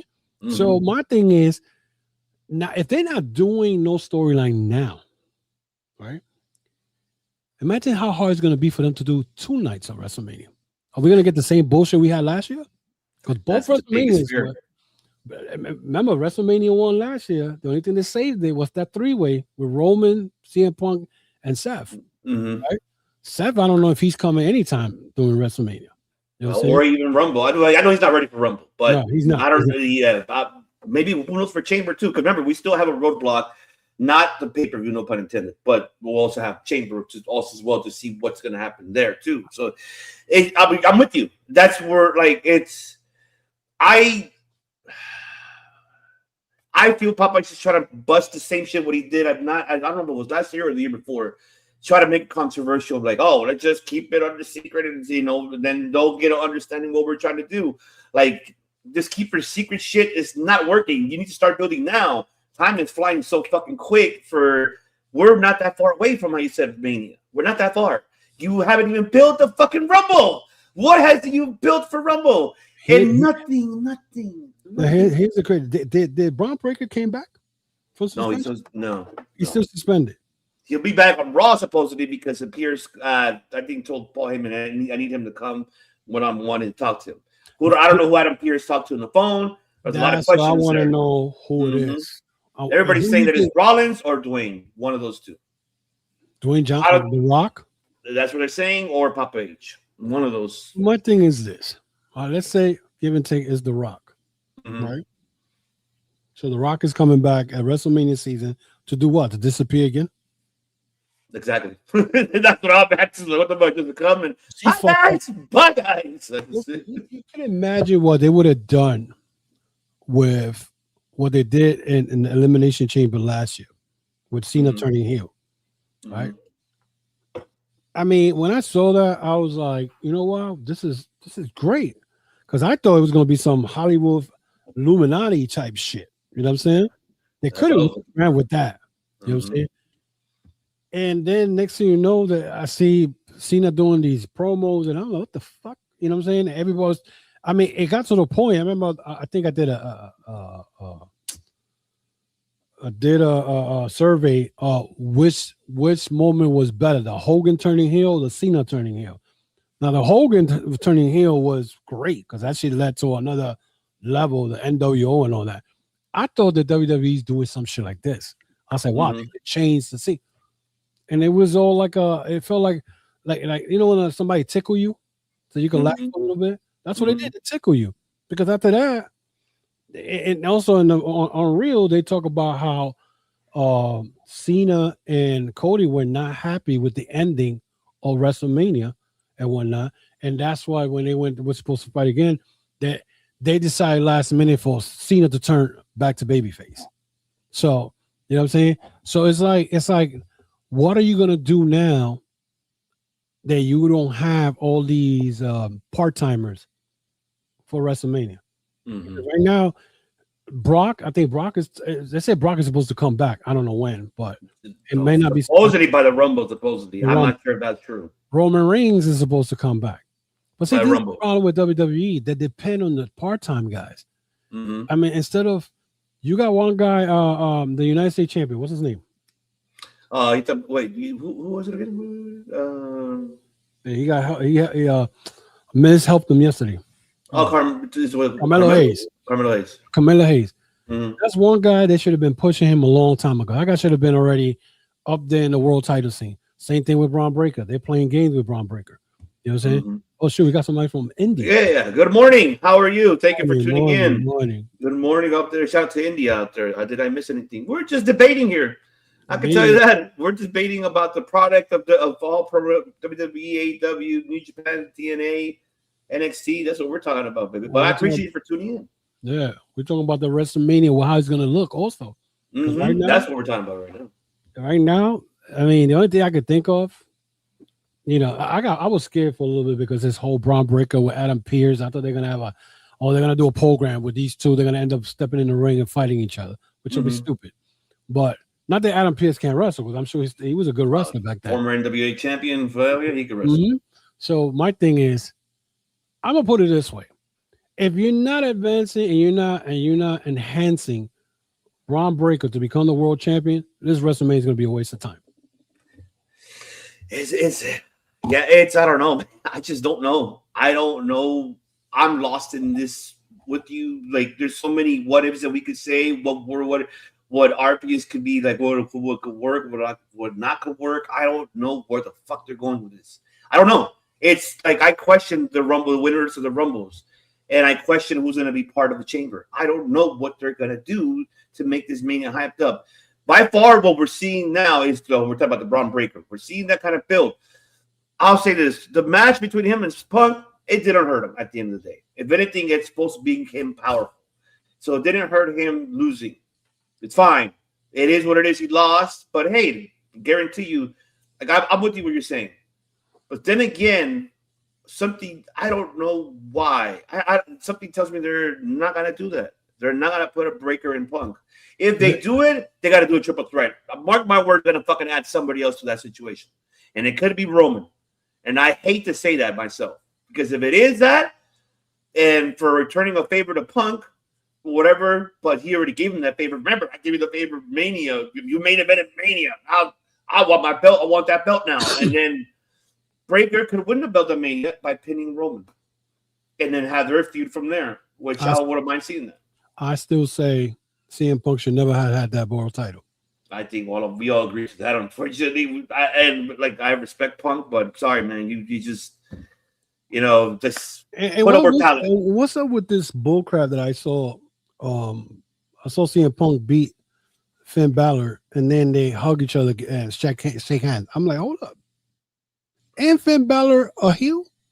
The hell are you doing? Shaking his hand. Split is happening. I think it's gonna happen. Split's gonna happen. I see it happening. Let's see. I want to answer that one about New Year's Eve that says, why did people hate Evil's title reign? I don't watch New Japan, unfortunately, so I don't know much than the names of some people. Well, the reason that people hated his title reign was because it was a short title reign, but he beat Naito for that belt and whatnot.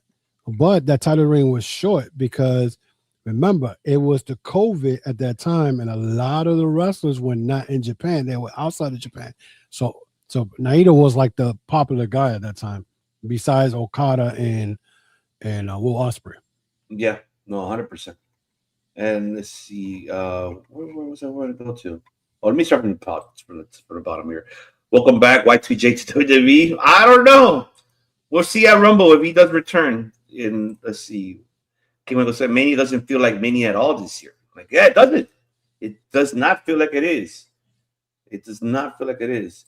If Jericho comes back, hi guys, I'm getting the bubbly freely. Oh, that'd be very true. I still have that bottle, right? The little bit of the bubbly. I tried that. It's just a fucking regular champagne. It was sweet. It was sweet though. It was a sweet. Yeah, it was a sweet champagne.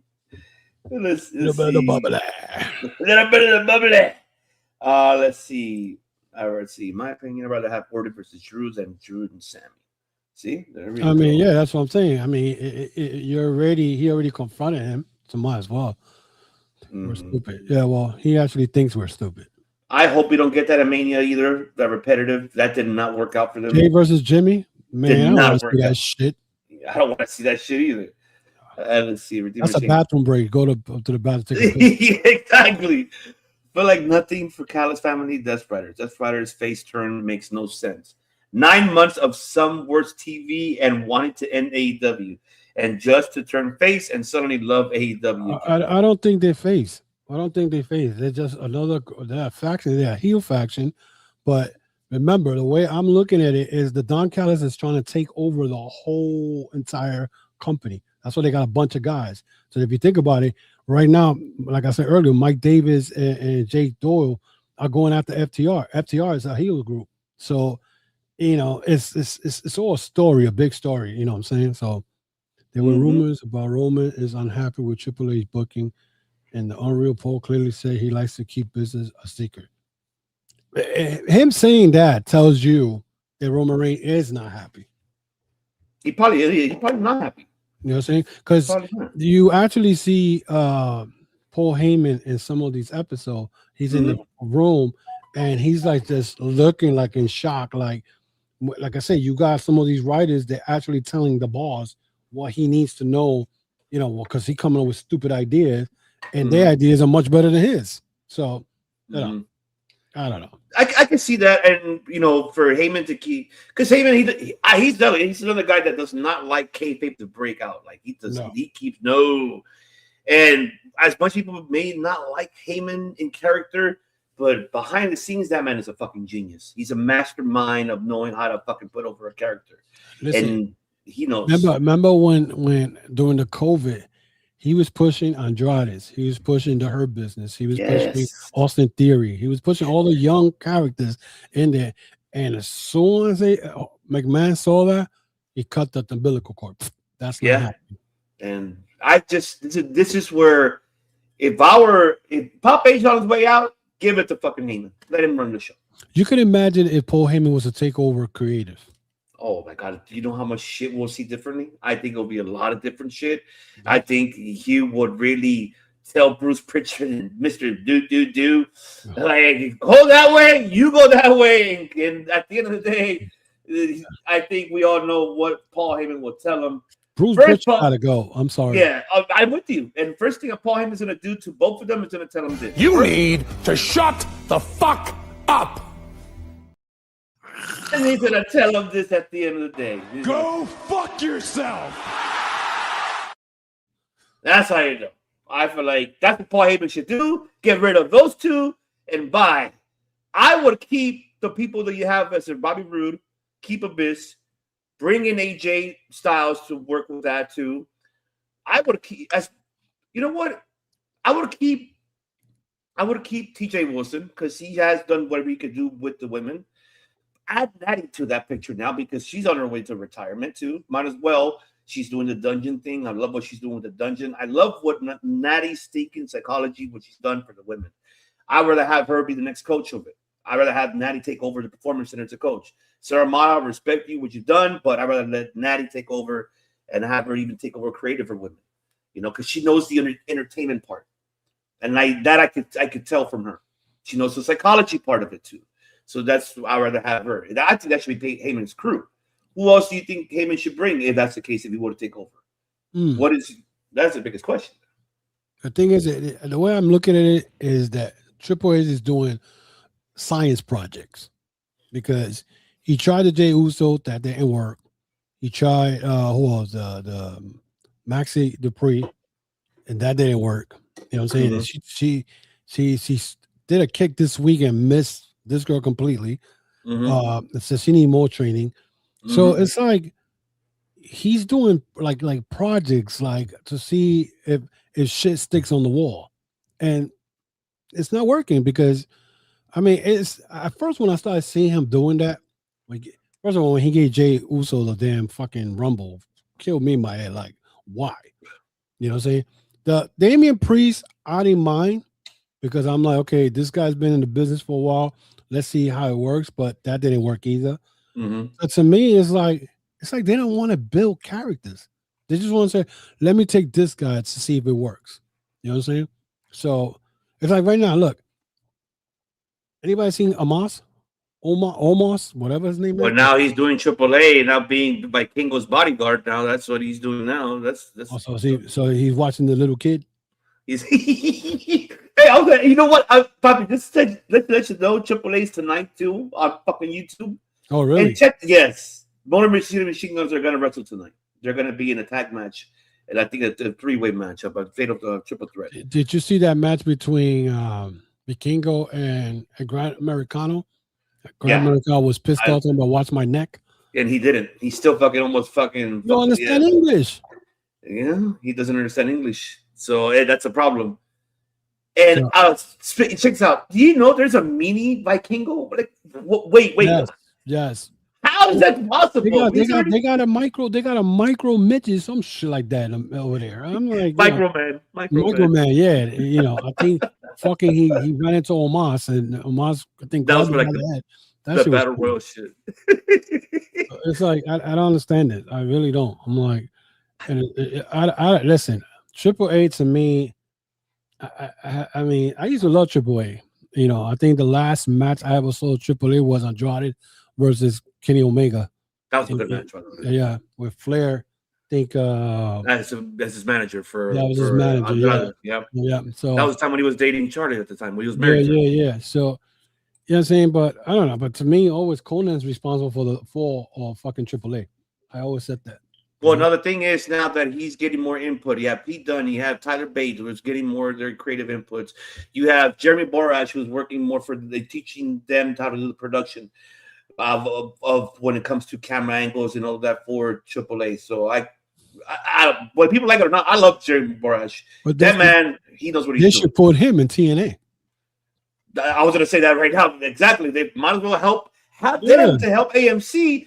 This is how you do it, guys, right here. And this is where you should take commercials, not this way, because it's horrible. It's horrible. It's funny that they were like, oh, AMC was happy with the show, the debut show. I'm like, it's a bunch of people with monkey suits. They don't know the difference between pro wrestling and a pencil. So, you know what I'm saying? Yeah. Triple H have been some of my favorite shows of the past year. That's good, man. I mean, you're entitled to, like I said, you love it, you love it. Like it just, for me, it's just like I gotta. Of what I see, AAA, they are really focusing on Grande Americana, which it fits really good for Ludwig. I just don't. If Chad Gable comes back, there's no need for him to get that character no more. I think it already fits Ludwig. One, we know that Ludwig speaks the language. He speaks more than one fucking language. Unfortunately, that guy knows the shit. So I'll give him his credit. And he has won over the fans. And the same with Dominic. It's just like, that's one person who needs to drop the Intercontinental, give it a Penta, stop holding the fucking IC belt. You ain't doing shit with it. Drop the belt, have the fucking Mega Championship over there, lose it to Grande, not to your daddy, because if it is your daddy, then that's how you know that it was all focusing on them two all along. I won't be surprised if he loses to his father. To who? To his father. You know? Because to me, this is the crazy shit is. I remember back in the days, if you are injured for more than 30 days, your title gets stripped. Whatever happened to that fucking shit? They got rid of that shit. Yeah, Why? Well, WWE got rid of that shit. You know what I'm saying? Because if you see AEW, if you're hurt, then they'll have an interim champion. And then that person recuperates. And then you wait till the champion comes back and fights the person who's being the interim, and they go at it. You know what I'm saying? But they don't do that. WWE don't do none of that shit. They don't like doing. They do tournaments. I was surprised that they actually did the tournament, John Cena tournament, but they don't do tournaments. They'll put a number one contender for the title, and they fight for that, and then the winner of those go at it for the belt. You know. Let's see. Obviously, you're saying that they need to keep Cody out of the title. Triple H is really protecting Cody so much. It's called babysitting. Yep. Unfortunately, it is. Let's see. Lucha is a West promotion out of Mexico. CML is the East. Yes, we know that. That is correct. Yes. Basically, technically, that's what it is. But there's something with WWE. I'm sorry. It's just like don't know what the fuck they're doing. I don't know where Papa H thinks that not telling us a story and telling your story late a week before the actual event. So that, hey, this is what we're getting on before the pay-per-view. The fuck, where's the story to it? How the fuck are you going to get me excited to see a match? You're not giving me a fucking story to it. It's funny. In January, every year in January, you was ready, was excited for WrestleMania season. Now, not what you excited about? Exactly. The fucking excited. I am not excited for shit. I'm just as I can. It's what for what? I just can't get excited. I mean, I don't know. I don't know because it's like, I mean, with the rumors you hear around, a lot of it doesn't make sense. Like they're talking about another match between him and Cody again. Nobody cares. Nobody's gonna care about that. And especially they put it night 1 or night 2 as a main event. You know what I'm saying? Yeah, nobody's gonna give a shit about it. So it's like how Brian is saying, backstage politics. It is politics, unfortunately. It's like WWE don't know what the fuck they're doing. I just don't know. I'm not invested of what are their intentions are for Mania. I'm just not invested. 8:00 Eastern, Brennan. So that's for sure. All pro wrestling backstage is politics. That's for sure. AEW, on the other hand, I like what you said. Like, you're right. I said this on Dynamite. I said this before. I said, like, right now, I feel like Tony Khan, what he's doing, he has until March 17th to figure out what to book for Revolution. And for him to do it, even though it's not storytelling, booking these, banger matches that he's giving weekly or on Dynamite, Collision. Like I like Collision too. I don't know why people don't like Collision. I love Collision. There's sometimes banger matches there. And it's like he's just putting shit together, like testing the waters out. He's testing the waters. So he's like, okay, does this work? This work? Does this work? Maybe I could take the story with it. So at least Tony Khan is learning. I applaud you. Go clap for you, Tony. But see, with Tony Khan, he had to learn the hard way because he was always on fucking Twitter. I remember that shit all the time. Don't worry about what WWE was doing, all this shit, and that kind of hurt him. And let's put it this way: everybody, they're quick to criticize the fucking viewership. Oh, Collision did 203. Dynamite did 500. Who cares? Wrestling don't do like the numbers that we're doing back when the NWO days and the Attitude Era. That means you will never see that again because now there's more of a split fan base and whatnot. And to top it off, like I said, I love how people like to criticize AEW and everybody else. But let's look at WWE. Okay, WWE didn't even make the top 10 in Netflix. Okay, so that means they're still losing viewers, and I think they probably lost 1 million people within that week of the I think the 16 or whatever it was, or a matter of fact, the week of the 19, they lost 1 million people. Okay, they didn't even make it to the top 10 in Netflix. Who was number one on it? It has to do with Stranger Things, I think, or something else. I got to be Stranger Things for sure. Yeah, some other show, but they didn't even make the top 10. And now, well, what I'm hearing and whatnot is last week's SmackDown, they only did 965,000. So they lose. Really? Yes, that's all they did, 965,000. And that goes to show you that, like I said, people don't need, first of all, like I said, people don't need to look at WWE Unreal to know that the shit is garbage right now. You know what I'm saying? By now, today, we already January 24th? Yes. 24th. January 24th. By now, today, as a matter of fact, today, by now, you probably had an idea who's going to wrestle who for WrestleMania because things were already a little set up. You had the Rumble coming up. Now you'll be like, okay, the Rumble, we'll see this match and we'll see that match. Right now, they go in tonight to Saturday Night Main Event and whatnot with this 4-way with 3 guys who I feel that don't deserve a title shot. You know what I'm saying? 3 guys. Okay. Trick Williams, he says he's been too early, and if they give it to him, and remember this way, don't be surprised if they give it for Trick Williams. Because they won't do it. They won't. It's like they don't have patience for storylines to develop and characters to develop some type of feud or some type. They don't have that. We've seen it with the Jay Cargill and the Jordan Grace. You know what I'm saying? They dying to push this, but they know they can't because they'll look foolish. You know what I'm saying? Yeah. But by now, you already knew what was going to happen. You were like, okay, this is going to happen in Elimination Chamber. This guy's going to get the title shot. Right now, we going into this show tonight with our eyes like this. Like, what the fuck am I watching tonight? What am I watching? Oh, close your eyes. I got a surprise. Really? You know what I'm saying? So it's like, I mean, I'm telling you can't make this shit up. Like, and it's not going to, and for anybody to come, well, Papa H is doing so well, whatever. Dude, he's doing the same shit that Vince McMahon used to do, probably worst. He's probably out of options, or he's scared to take the risk, or maybe he wants to do it, but like I mentioned earlier, probably like at the end of the day, because even Nick fucking Khan said on an interview, yeah, I'd be the one to last for creative. He said himself, like he handles the booking. Besides everything else, what he does for TKO WWE, and then, well, of course, they got to answer to him. He has to answer to him, to Mike Shapiro and Team Manuel. Do you think? I don't mean to interrupt. No, don't worry. Do you think that Nick Khan is setting up Triple H to get him out of there to bring in The Rock? The failure, yes. I feel like it is. I feel like it is. Because if that's the case, that he's the last option that Triple H goes to. Be like, well, what do you think about these storylines? Yeah. And he's like, oh, no, do it again. You know what I'm saying? And he knows that Triple H saying to himself, well, I know this is not working because the fans are doing this and this and that. Yeah. But then again, I'm sorry. I don't know. I can't believe. I think Triple H is his fault because this is the same guy that told the wrestling fans to go fuck off if you didn't like what he did. Of course. So I mean, like he's getting, if it's like I don't know, it's tough because I feel like it's 50-50. I feel like it's just they already got it to his head. This is his way or the highway type of stuff, and he's adapting to it, and that could be the case here. That he's adapting to those changes. I don't know if that's the case. That's where I'm like, I'm not intrigued of this season of Mania. I'm not. I got to see where they're going with those directions. I have to see what their intentions are to tell us here. They have not told us nothing for us to be like, oh yeah, I'm excited for Mania. Who the fuck's gonna buy like a $25,000 ticket?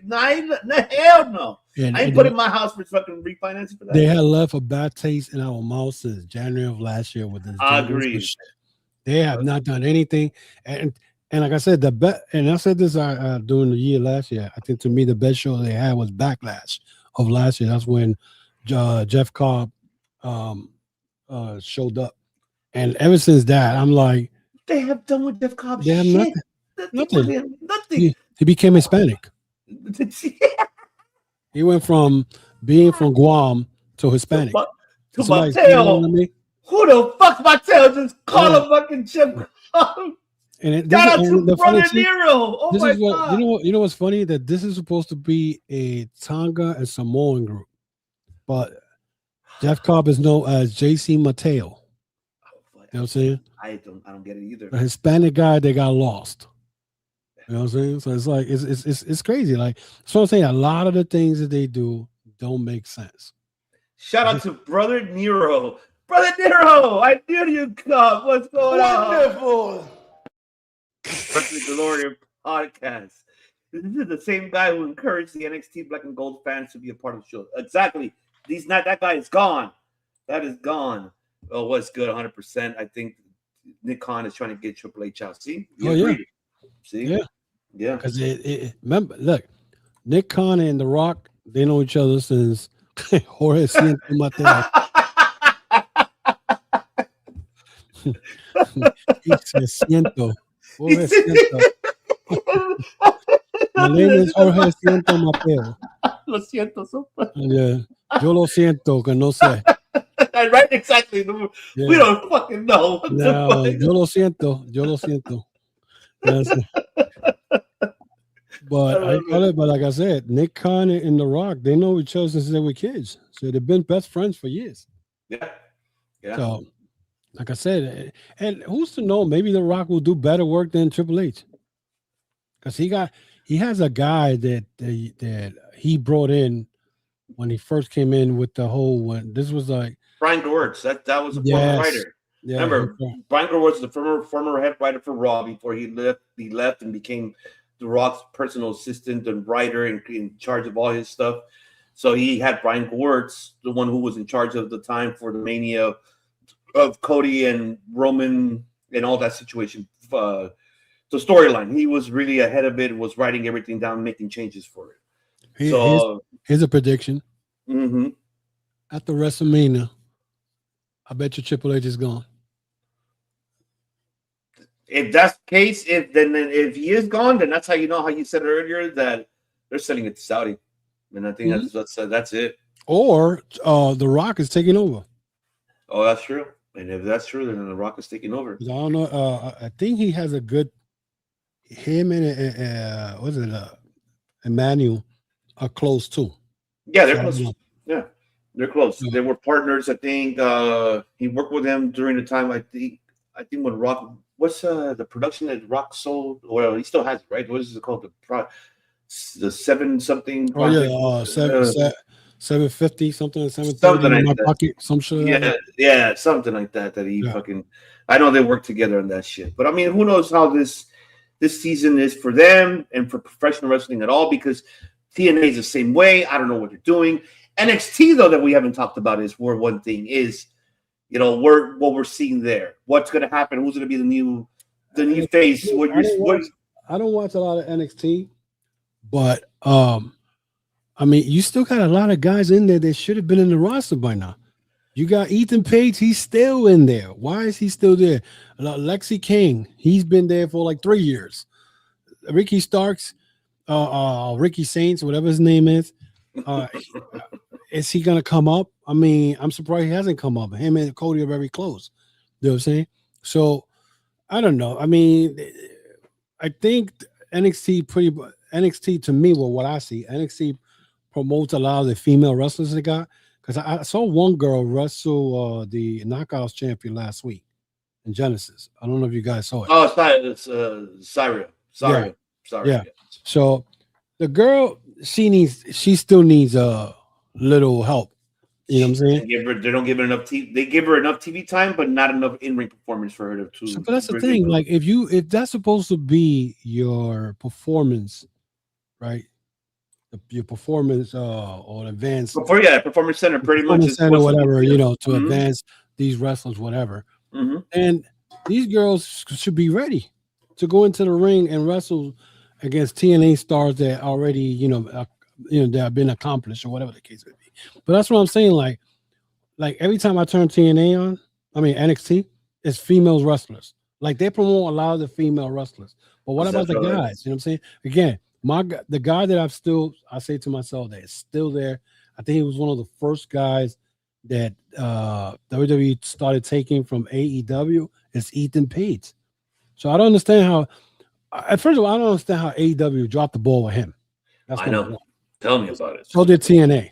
TNA dropped the ball with him with that karate bullshit before he left. You know what I'm saying?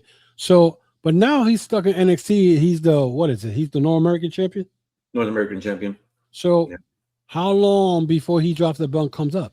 Oh, they're gonna do it after. Listen, when I look at it, if WrestleMania is over and he still haven't come up, he's gonna be stuck there like Lexi King. I think that guy has no charisma at all. That guy's like the most boring wrestler I ever seen. Yeah, besides being in that boom squad shit, I don't know what they're doing with him. I was hoping for him to have potential, but that's something that I don't even know. I agree. Like with Ethan Page, when Oba left to go on the main roster, and then now we have this NXT title shit. This is where they need to give Ethan Page that shot. Have him drop the North American. Heck, have him carry both belts. Fuck it. Give him both belts. Give him both. Didn't he win the NXT title already? Remember, he won it, and then he lost it. He won it in a triple threat, and then he ended up losing it in the short term. And this then is what I'm saying. Like the WWE gives them shiny toys for 5 minutes, and they take it away from them like they're little kids. You know what I'm saying? So it just makes no sense. Like, I don't know, bro. I just don't know. I mean, I just don't either. To me, like wrestling right now, as a whole, it kind of stalled for me this year. And like it's stalling right now. The beginning of this year, like New Japan started it off with this bullshit with New Year's Dash, when it just stalled. It put the fucking brakes on everything. Then you figure WWE is gonna do something and start something fucking good, and they on their bullshit again. TNA was a fucking joke to me. You know what I'm saying? AEW, as long as Tony Khan keeps doing the things that he needs to do, we're good. But right now, with let's talk about Ring of Honor real quick. Ring of Honor, how long is Tony Khan going to continue to have Ring of Honor and still stuck on that fucking Honor Club for $9.99 instead of him getting a channel? Get a fucking channel. You know he should be working on it now already, while not wait to see what's going to happen with the whole Warner Brothers Discovery situation. Like, I know the contract's not up until the end of next year. I think the beginning of next year or end of next year, which doesn't matter if Netflix. The only thing they're getting is the library. The only thing they're not getting is pretty much the TNT or TBS and Discovery. They're not getting none of that. That's Discovery Plus will have that on their own platform, which AEW will stay there. But this is where Tony Khan needs to find a destination where he's permanently. We have a permanent foundation, where I said this before, the last resolution, and the only way for it to work out, there's two people I could say that it could benefit him. One, I would say, will be, I hate to say it, Amazon Prime TV. Second one would be, if they allow him to do what he needs to do, will be Fox. Those are the only two I could say. I can't throw Paramount Plus in there. Not Netflix. Paramount Plus is trying to sue WBD because they trying to get the stuff because I think they want what they want is the whole studio. They want Yeah. the whole shit. They want everything, and but Netflix it's a done deal. So it's where they can fight it whatever they can, but Netflix already won. They took it's. Let me ask you this question because I saw something. The AEW is trying to do another show called AEW Tidal Wave, some bullshit like that. Tidal Wave. Yeah. Do you think they need a third show? I don't think they need a third show. I think the only thing that could do that is for possibly because right now with the partnership they have for Fox in Spanish, because I believe that's where they're at for the Deportes and Spart and Fox, where they have the girl doing promoting AEW, talking about what's happening. So unless they do it for that, I can see that happening for them. So, but the only thing is that for AEW to land somewhere is those platforms. Even Peacock is even there too. Yes, Peacock may have an agreement with WWE just to promote NXT and SNME pay-per-views only. I'm not going to call it PLEs because we're still fucking paying our money for the pay-per-views. So that's the only agreement. However, if they are able to land AEW there, imagine how much Peacock they'll go up for sure. They'll have the library like how HBO Max has it currently. So that's something they could invest on and Ring of Honor there too at the same time. They could do that too. If Tony Khan has to look for where is the right investment and the right money for what he has. Because a lot of people don't understand that Tony Khan has not only just AEW, but he has Ring of Honor's library. That is the biggest one that people want. That one you want to have. And so if I were Peacock, I would jump on that shit. If I were NBC, you take over, try to get 2027 AEW for Peacock. That's what I would do. I don't trust Fox. Fox people say, yeah, everything okay, cool, yeah. And then next thing you know, they're gonna fuck shit up, and then they're gonna have every commercial during a matchup and like fucking quick 20-minute. I don't know. Maybe they'll probably do the same shit they were doing back then, where they were doing blackouts when people were cursing. So yeah. So that's the only thing that I may not like, but I think if they have Fox Sports 1 or Fox Sports 2, where if they get that, I think they'll have a good relationship with him. I think WWE was just trying to play the WWE when they working with Fox. They were not giving no good quality wrestling match, and these guys were paying them billions of dollars. Yeah, and that's why they were like, we don't care, And the Netflix deal, I'll tell you right now, there's no Netflix deal with WWE. That's not gonna last long because I think it's a 10-year deal, something like that. 10 years. Opt out in 5. Yep. So another 3 more years. By the time how you call it, AEW has the next contract coming up. Who's to know? Netflix be like, we don't want you. We don't want WWE. We put you in there. Yeah, that could be the case. We'll see. But right now, let's see. This whole WrestleMania time, whatever. I don't know. Yeah, you see, let's see. Redeemer saying at this point, it feels like Warner doesn't want Ring of Honor. Unfortunately, they should have let it go when Tony bought it. They're still looking for a channel. It's all about looking for a channel. Shout out to the banger. TK, what is good, Poppy? What is good? And of course, OGK saying Amazon has shown a lot of interest in it, and Warner Discovery plans to keep it on TBS. So they see Amazon. I feel like it could be a best landing for them, in my opinion. I feel that'd be the best way for them to do it. Since right now, Amazon has the NBA, right? They pretty much took over that shit. Yeah. So might as well if they can land that, I think it will work for them. But then again, it's going to be trouble there because when NBA was on TBS, they were having scheduling issues because with the NBA and AEW because they didn't want AEW to clash with the NBA at the time. Yeah, but when it comes to because I have Prime Video, they don't put a lot of shows, a lot of basketball games in there. So they'll do it probably like once every 2 weeks. It's not like an every week thing. But right now, I mean, as far as the pay-per-views, they go. I like the way they have the pay-per-view through Prime. You know what I'm saying? I mean, it's easy. And then let's say if the pay-per-views is having issues, whatever, Amazon gives you the money back. Because I went through that when I think it was I don't know, it was like 2 or 3 months ago, and they gave me the money back. You know what I'm saying? I think it was the Mercedes Moné against Chris Stanley. I think it was that match. Oh, that was So Full Gear. I think it was Full Gear. Yeah, Full Gear. Full Gear. They gave me my money back. So but I still was able to record the show. But again, I mean, AEW is in good hands. I mean, you're gonna have the hating. You're gonna have people talking shit about the.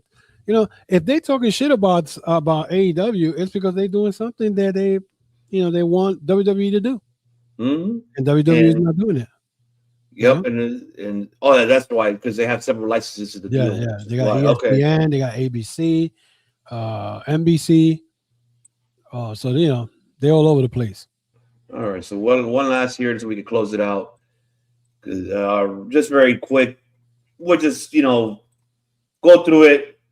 We'll just give it here. Let's give it here our preview of later on today of this show. I mean, we pretty much gave it away earlier, but I mean, we still got other matches we did in the tag team women's championship. Rio or Rio, whatever the fuck.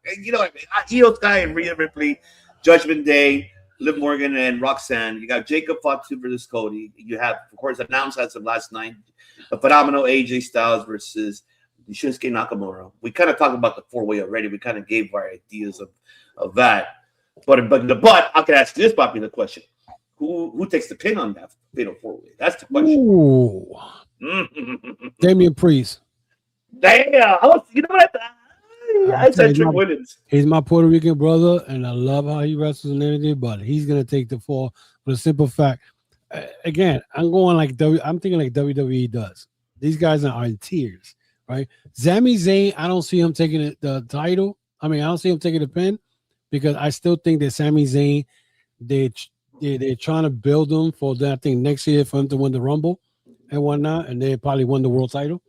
But Trick Williams not taking the pin. That's not happening. He's not. It's like I said this last night. It doesn't hurt Trick Williams to take the pin. Nah. You can. This guy, you see the pop he gets when he comes out? That's fine. That's fine. They're not gonna do that because first of all, I think Damian Priest is the one going to take the pin.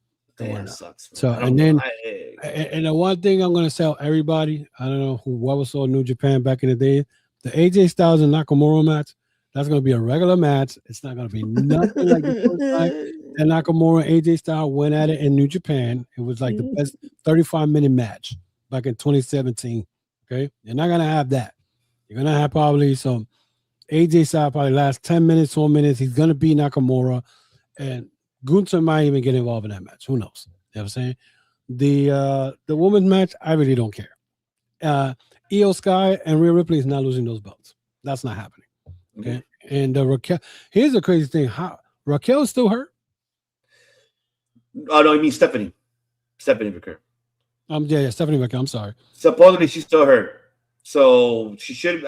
I said it today, last night too, that I have a feeling Raquel's gonna get involved in this, a beatdown, and then I see Stephanie coming down the ring. She's back to okay, and then she's gonna fucking make you comes back with a fucking boot on and try to get in the ring. Will be stupid again. It'll be stupid again. But then what about she plays it off? Oh, I'm okay now. I'm better. How the fuck are you gonna get better that quick? I mean, but no, I think the match is gonna be hard to pick right now. Is that Jacob Fatu and Cody?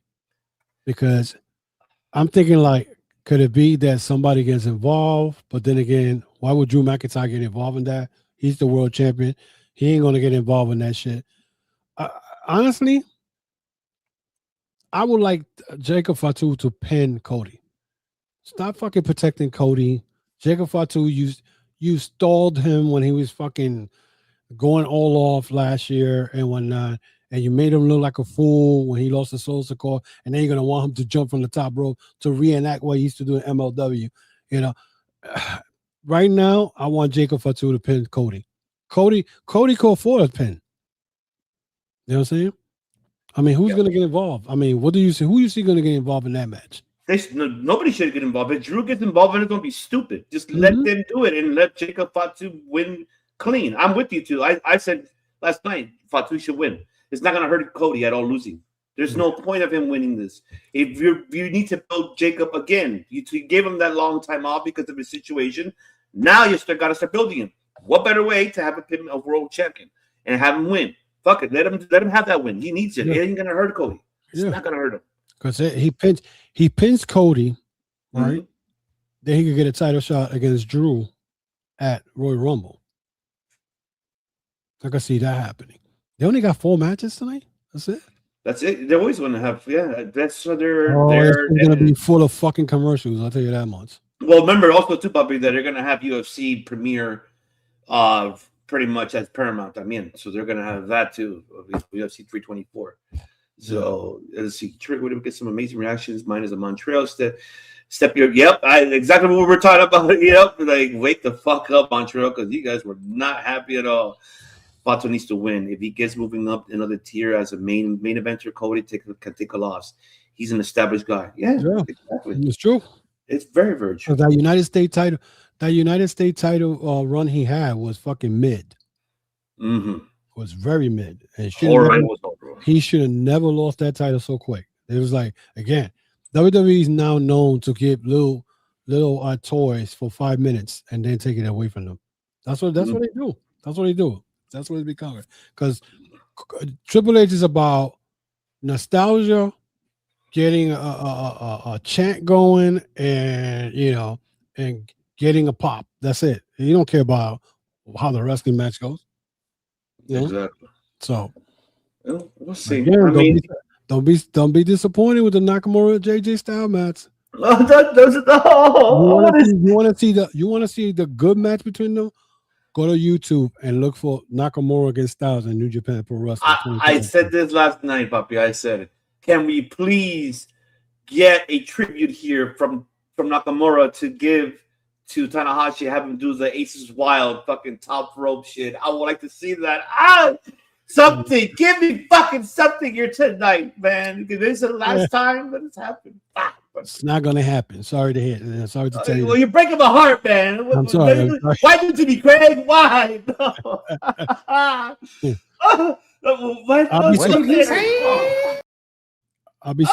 I'll be surprised if that happens.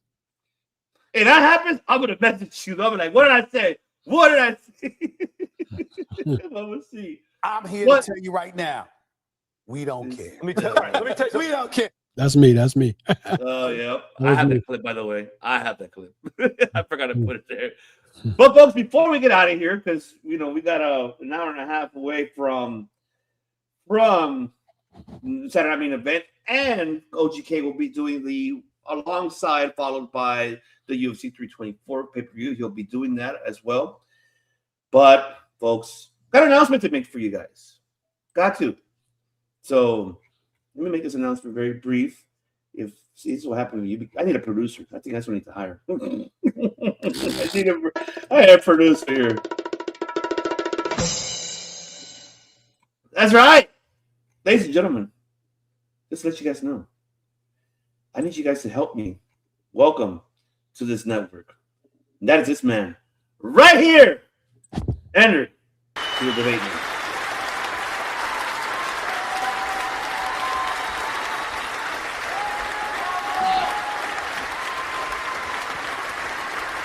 Thank you very much. Thank you. See, even let's go. That's right.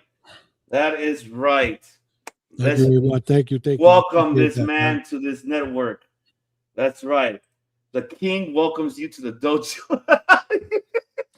Listen, I chose this network because I've been here a couple of times, and these guys, this team go way back when I first started doing the podcast, and they always followed me and whatnot. And I had the privilege the first time to do the podcast with OPC. I think it was last year for the first time. Yep. I come in and out from time to time. Him and the rest of the fellas always show me love. So I figured, you know what? Why not join a team that shows me love? Because I show them love also. So you know what I'm saying? We're the pillars of the podcast world right now. So that's right. He said it, folks. He said the word. The word of the day, pillars. Pillars, baby. The word of the day. Yes. Pillars, baby. That's what it is. So you'll be seeing him here a lot more often. If not there as well, the subscription is right below where you can subscribe to his YouTube channel. You can find them there. Find them there as well for all the audio platforms as well there, likewise. And yes, he'll be coming here a lot more here in the flagship show. He's going to be possibly more, whenever he has an opportunity to join one of the watch parties. Mm-hmm. But, mostly if you find him here, you can find him down below. There you can subscribe there to the YouTube channel, and you can find him there as well. You can find him there throughout the week, Saturdays as well, Sundays as well. You can find him. And, man, I'm happy to have this man part of this family. He's been a family since the beginning. Yeah, so now that he's official now, that's where a lot of you that I know for sure, you and OGK is going to be talking about New Japan. He could go hours of New Japan. It's like, all right, let's talk about it. That's what you'll do. Listen, I've been watching wrestling for a long, long time. I go through a lot of eras, and New Japan is my favorite promotion, but they're pissing me off as of late. So I don't know. I must start looking for another promotion. I mean, because this is crazy. You know what I'm saying? Like right now, wrestling is stalled. I'm gonna tell you right now, a lot of people could probably,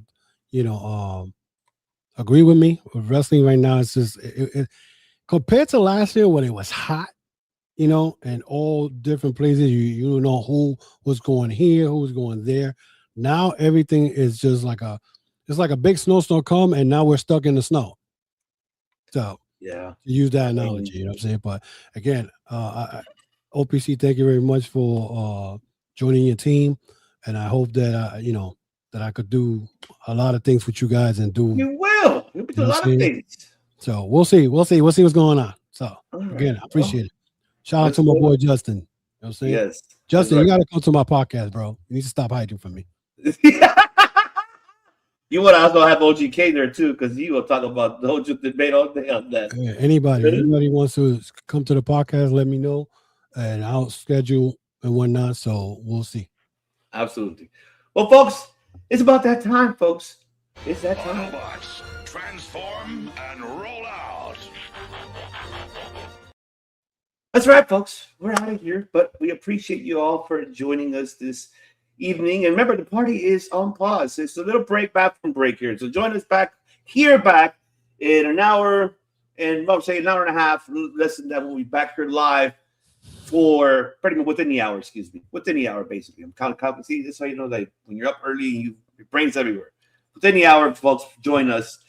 Exactly. That's what happens. Not old, all right? It's only a number. Not too old for this shit. Still do it. Not too old for this shit, Devin. Just don't fall asleep in the podcast. Oh, no. Yeah, don't do that. Oh, man, that'll be the day. I'll put that shit, put a clip on Twitter, like OPC falling asleep in the podcast. Oh, yeah. It's going to happen one day, watch. If it does, I'll hate myself for that. I know it happened before here, not with me, but somebody, I ain't going to mention his name. Yeah. I ain't going to mention his name, but he fell asleep during a watch party. But I'm not going to mention his name. He's probably watching. I'm not going to say your name, pal. You're there watching. I'm not going to say your name. Mm-hmm. But, folks, we appreciate you for joining us. And don't forget, just if you're new to this channel, folks, just remember, and also click below, subscribe to him, resubscribe to the ChokeSlam Report right here, because he's part of us as well. But I'll let Okada kind of give it a better saying that I could, if I could find Okada. There you go. Hit the like button and subscribe, bitch. Thank you, Okada-san. Thank you. I love that part. But don't go anywhere, folks. We'll be back here for Saturday Night Main Event watch party with the UFC 324. Don't forget to Sunday as well. We're going to have Kayla with special guests that she's going to have from World Elite, Dylan from World Elite, Dallas from Humble Bros Podcast, and the Redeemer himself, as they're going to start giving their predictions for Royal Rumble. So till then, folks, and also don't forget to follow this man as well on social media platforms. You find this man who follows the ChokeSlam Wrestling Report. Follow that, folks. Click everything below. You'll see it there. But until then, folks, like I said, yes, we discuss, we debate, we derail. And yes, we self-destruct sometimes. We detonate is what happens. Sequence activated. It happens most of the fucking times when we do that. When we get angry, we get pissed the fuck off. But, it happens. We love wrestling. That's just what it is. Start throwing grenades. But the three fucking words that we do here in this fucking network, folks. Now, y'all in the chat say with us. And that is that we make fucking history. So see you guys later. Peace out. Hasta luego. But I'll let more Kenny Omega do it better than I can because I can't do what Kenny Omega could do. It's a long clip this time that I put it, folks, so bear with me. So there you go. Kenny Omega saved it. Watch wrestling, love wrestling, cheer for your favorite performers, boo the ones that you hate, because wrestling really is alive and well, and boy, I'm excited to be a part of it. So thank you again, and now that we're finally off the air, and finally that I'm not being attacked by anybody, I can finally say goodbye, mwah, and good night, bang!